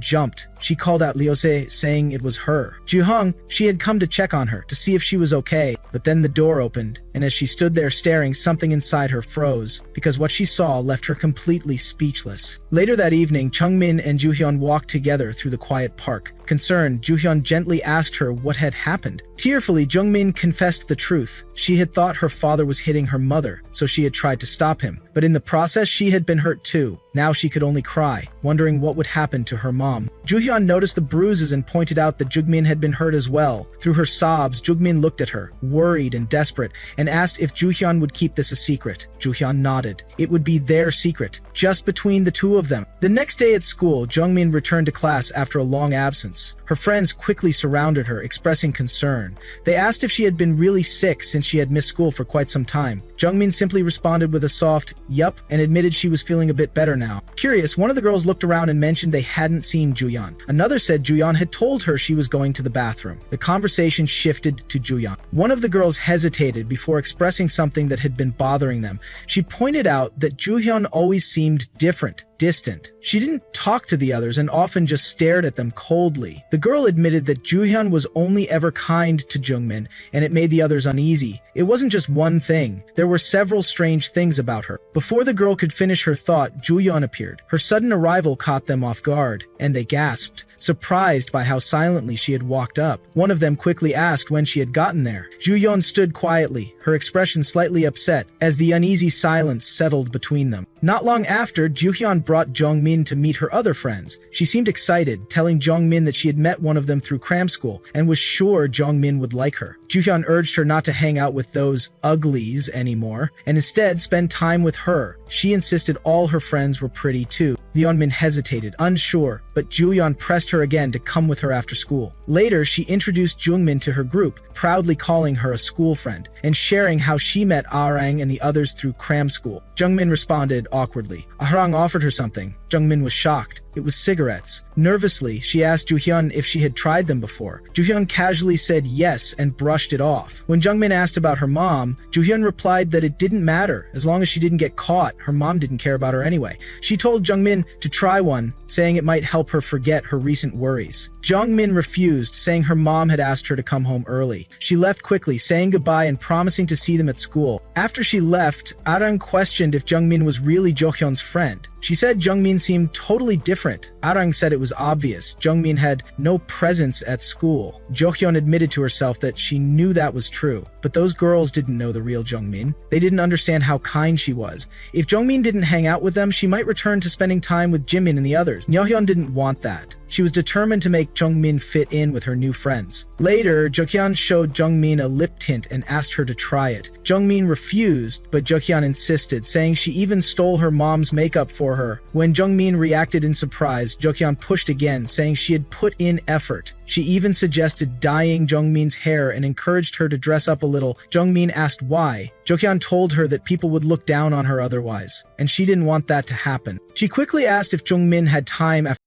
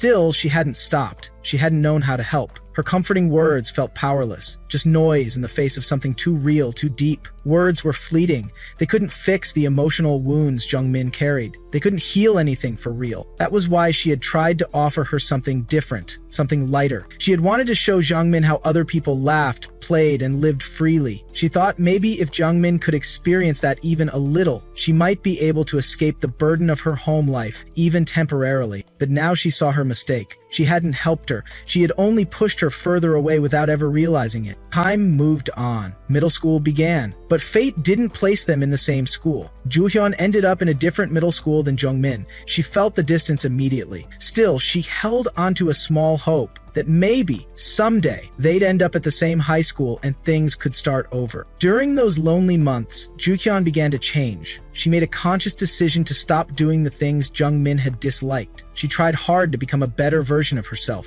someone others would describe as kind, someone who didn't stand out for the wrong reasons. She tried to become just like the Jungmin she had admired. She believed that if she changed enough, if she became someone gentler, someone safer, then maybe Jungmin would let her back in. Maybe their friendship could heal. That was when a new student, Haejin Kim, transferred into her class. From the moment Haejin walked in, she gave off a different energy. Her sharp eyes, her posture, even the rumors about her, all of it made her seem like trouble. But to Hyeon, she looked familiar. There was something in her demeanor that reminded her of herself from before. Maybe that was why Hyun felt drawn to her. Maybe that's why she chose to take special care of her. One day, Juhyun went to look for her friends. She found them in the far corner of the school grounds, hidden from view. There, she saw something disturbing. Haejin was sitting on top of another girl, clearly bullying her, while the two others in the group just stood and watched. Juhyun's voice cut through the tension as she asked what was going on. Hyejin laughed it off. She claimed the girl had been spreading lies, serious accusations from her last school, including attempted murder. Hyejin was furious. To her, the only way to silence people like that was through force. She wanted to make sure no one ever talked about her again. As she spoke, her tone grew darker. She said people shouldn't talk behind someone's back unless they were brave enough to say it face to face. Roswai stepped back. She told them she was leaving and asked if the others were staying. One girl said she'd leave too. It was boring anyway. As they walked away, Haejin called out to Juhyun, but Juhyun wasn't listening anymore. Her mind was swirling with emotions. Was this how she had looked to Jungmin all those years ago? The thought left her shaken. The more she reflected, the more twisted it all seemed. Why was she still dwelling on the past? Why did her mind keep going back to Jungmin over and over again? Maybe Jungmin had been more than just a friend. Maybe she had been special because she was the first person Juhyun had ever truly connected with. She wanted to test that feeling, to see if it was real. So she shifted her attention. She began to treat the quietest, most ordinary girl in their class with kindness. She even distanced herself from Haejin completely. But something wasn't right. The girl's timid voice, her nervous movements, it all reminded her too much of Jungmin. It made her uneasy. The memories kept resurfacing. Why was she feeling this way? Why hadn't she just picked up the phone and called Jungmin? That wasn't like her. She always faced things head on. Still, she tried. She dialed the number, but the call didn't go through. It went to voicemail almost instantly. Had Jungmin blocked her? The idea hit hard. Did she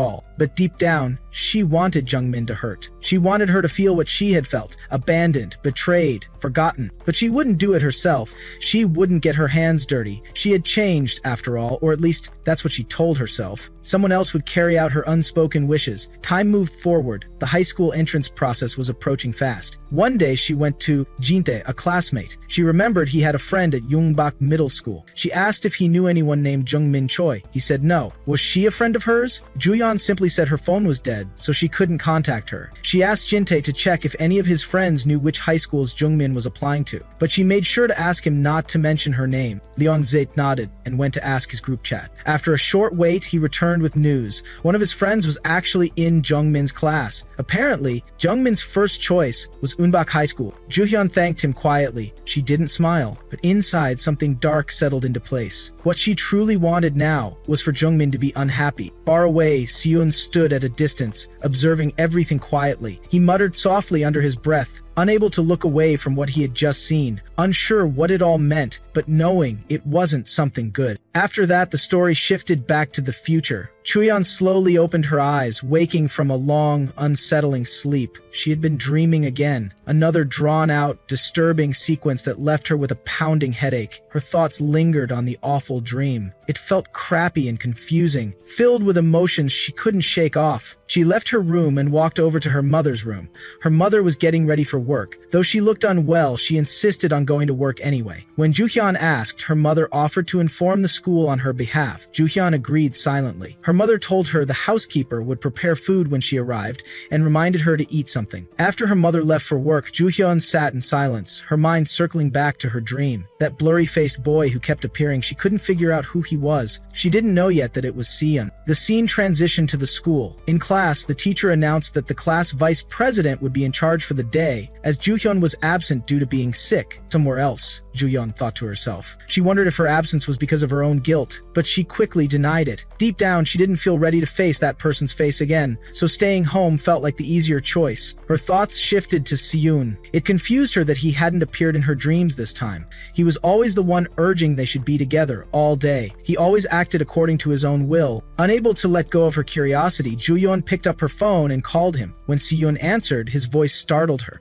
She couldn't understand what he wanted so suddenly. The confusion built inside her as the line stayed open between them. Soon after, Seon's voice came through the phone, sharp and slightly frustrated. He didn't waste time questioning why Jungmin was acting like he was the strange one, when in fact she had been the one to call him first. His tone carried a mix of confusion and annoyance. At that moment, Jungmin froze. A sudden realization hit her. She must have accidentally called him while carelessly holding her phone. Flustered and mortified, she fumbled for an explanation, quickly trying to dismiss it as a mistake. But just as she was about to hang up, two of her classmates appeared at her side, grinning with mischief. They leaned in, sensing something interesting, and immediately started teasing her playfully. With wide eyes and mocking voices, they asked if she was on the phone with her boyfriend. Their curiosity only grew. They pressed her further, saying they wanted to hear his voice, and even pushed for a video call, just to confirm whether it was really Siwon Baek on the other end. Jeonmin felt her stomach twist. Internally, Juhyun panicked. Her thoughts raced as she told herself over and over that this wasn't what it looked like. She hadn't meant for this to happen. Trying her best to remain calm, Jungmin told her friends that she had only called by mistake and was just about to end the call. But her friends weren't buying it. They giggled and leaned in closer, urging her to keep talking to him for just a bit longer. They were eager to hear his voice. The pressure mounted. Jungmin's mind began to spiral. She realized with dread that she had spoken to Seon too casually in front of them. Now she didn't even know what to call him anymore. She couldn't just use something vague like, "Hey, you," not with everyone watching. After a short moment of hesitation, she finally called him Sisun Appa. The word came out awkward and hesitant. On the other side of the line, Sisun went completely still. Her use of Appa hit him like a wave. His eyes widened and he reacted in disbelief, asking what she was even saying. The sudden, formal term gave him chills. It was so unlike her usual tone, but as he processed it, it began to make sense. She must be surrounded by classmates. Realizing the situation, Seon decided to help her save face. His voice changed instantly, shifting into a more playful and cheerful tone. He responded sweetly, asking if she had called because she missed him. His response wasn't just convincing, it was calculated. He knew exactly what he was doing. Her classmates were immediately swept away by the act. Their teasing turned into awe. They blushed, whispering among themselves how romantic it all sounded.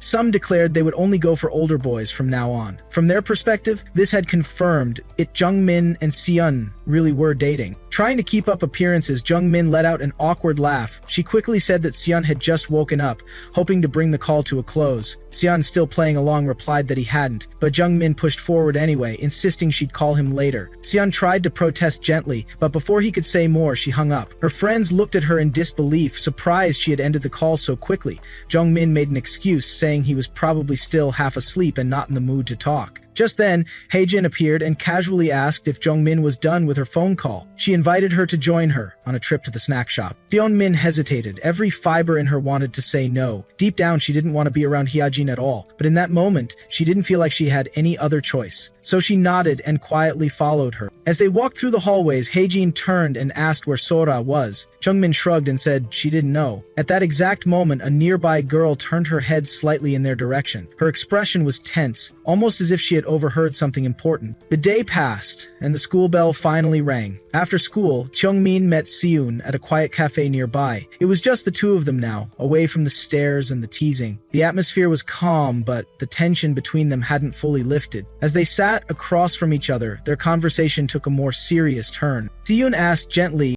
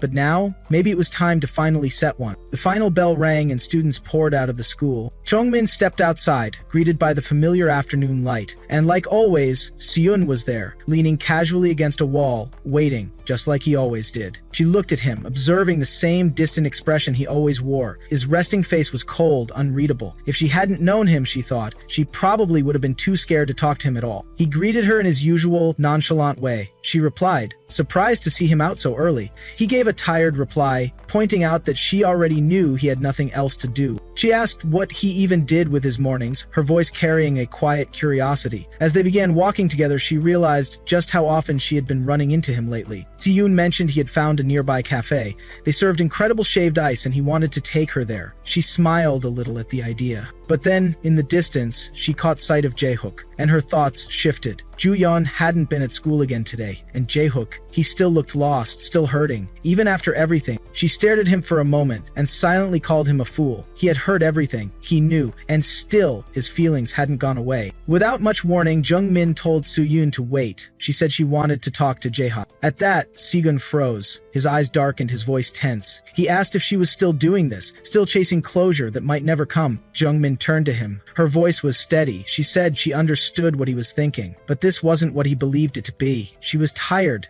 of leaving things unresolved. If Si-young hadn't been there for her, she probably would have spiraled into something much worse by now. She admitted that, but now, all she wanted was an end. A proper one. Si-yoon clenched his teeth, clearly frustrated. He asked if she really meant it, even if it meant he would be the one to get hurt in the process. He asked if she thought he would ever let that happen, if she truly believed he'd stand by and allow her to suffer. His voice softened as he looked at her again. He asked what it was about Jae-hyuk that she liked so much. Jungmin looked away, quietly admitting that while Seong was the reason she had changed, become stronger, it was Jae-hyuk who had first made her feel like she could accept herself, like she could be someone worth liking. Seon swallowed hard and replied softly, he said he could do that for her too. Jungmin smiled gently. She told him she knew, and she believed it. With a long breath, Xian looked her in the eye and finally said he understood what she meant, that she wasn't looking for reconciliation, she was looking for rejection, so she could finally move on. Jungmin flinched slightly at his bluntness, but nodded. It hurt to admit it, but it was the truth.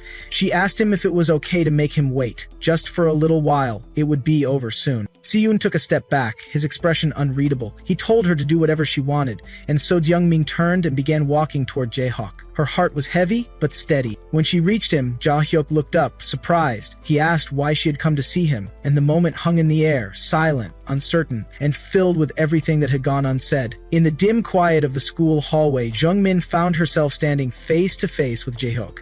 The air between them was heavy, filled with tension that neither of them knew how to cut through. Her brows were furrowed, voice firm as she reminded him that they had crossed paths just the day before. She pressed him, searching his eyes for a flicker of honesty, something to confirm that he had come with a purpose, something he wanted to say. But Jae-hyuk met her intensity with calm detachment, denying it without offering even a hint of explanation. His cold response made her heart twist in confusion and frustration. If he had nothing to say, then why had he come at all? But instead of addressing her question, Jae-hyuk shifted the conversation, asking if Joo-hyun had come to school the previous day. Jungmin froze, her breath caught in her throat as the meaning behind his words settled in her mind. Was that it? Had he really come just to ask about Joo-hyun? That realization hit her like a stone in the chest. She repeated his question under her breath in disbelief, her voice shaking, her eyes dimming with disappointment. Jae-hyuk's expression remained unmoved as he reminded her that she had asked the first question. Trying to compose herself, Jungmin managed to inform him that Joo-hyun hadn't come to school today either, mentioning that she was apparently sick. But beneath her words, emotion rippled through her tone, subtle but undeniable. She then called out his behavior, how indifferent and careless it felt. Her voice grew heavier as she reminded him of that day at the cafe,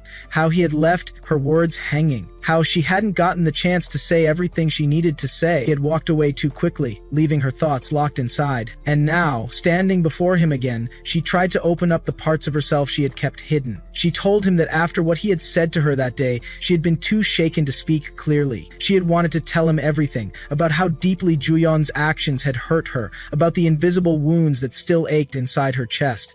She had wanted to clear the misunderstanding between them, to explain herself before things fell apart, but he hadn't let her. He hadn't given her that chance. Despite her efforts, Jae-hyuk responded with quiet indifference. His silence was louder than words. Leon Min's thoughts began to spiral, drowning in the overwhelming sense of betrayal. It hurt her deeply that he had misunderstood her, that he had turned away without even trying to see her side of the story. She had spent so long convincing herself that love and friendship were different, but now it felt like even that line had blurred. The fact that she had known him longer, that she had shared more time, more memories, more unspoken feelings with him, it all felt meaningless now that he had chosen to walk away so easily, especially over someone like Ju-hyun. A fresh wave of pain crashed over her. If this was the kind of man he was, so quick to discard, so quick to forget, then maybe he should have never been kind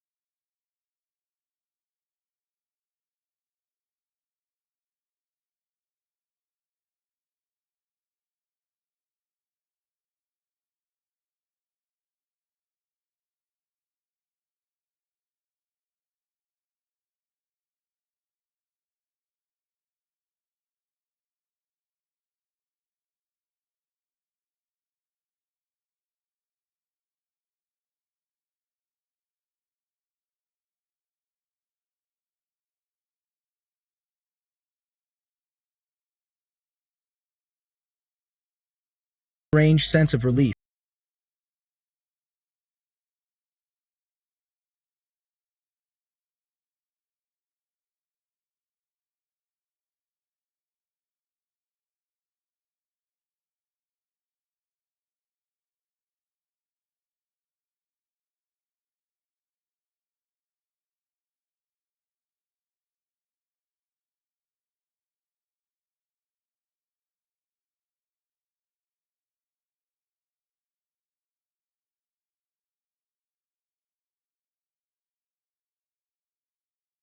In his face finally easing. He said he was truly relieved. He had been scared that after everything she wouldn't like him anymore, that she'd walk away. But now he was sure. She still cared. She still wanted him, and that was all he needed. He promised her he'd stay by her side no matter what.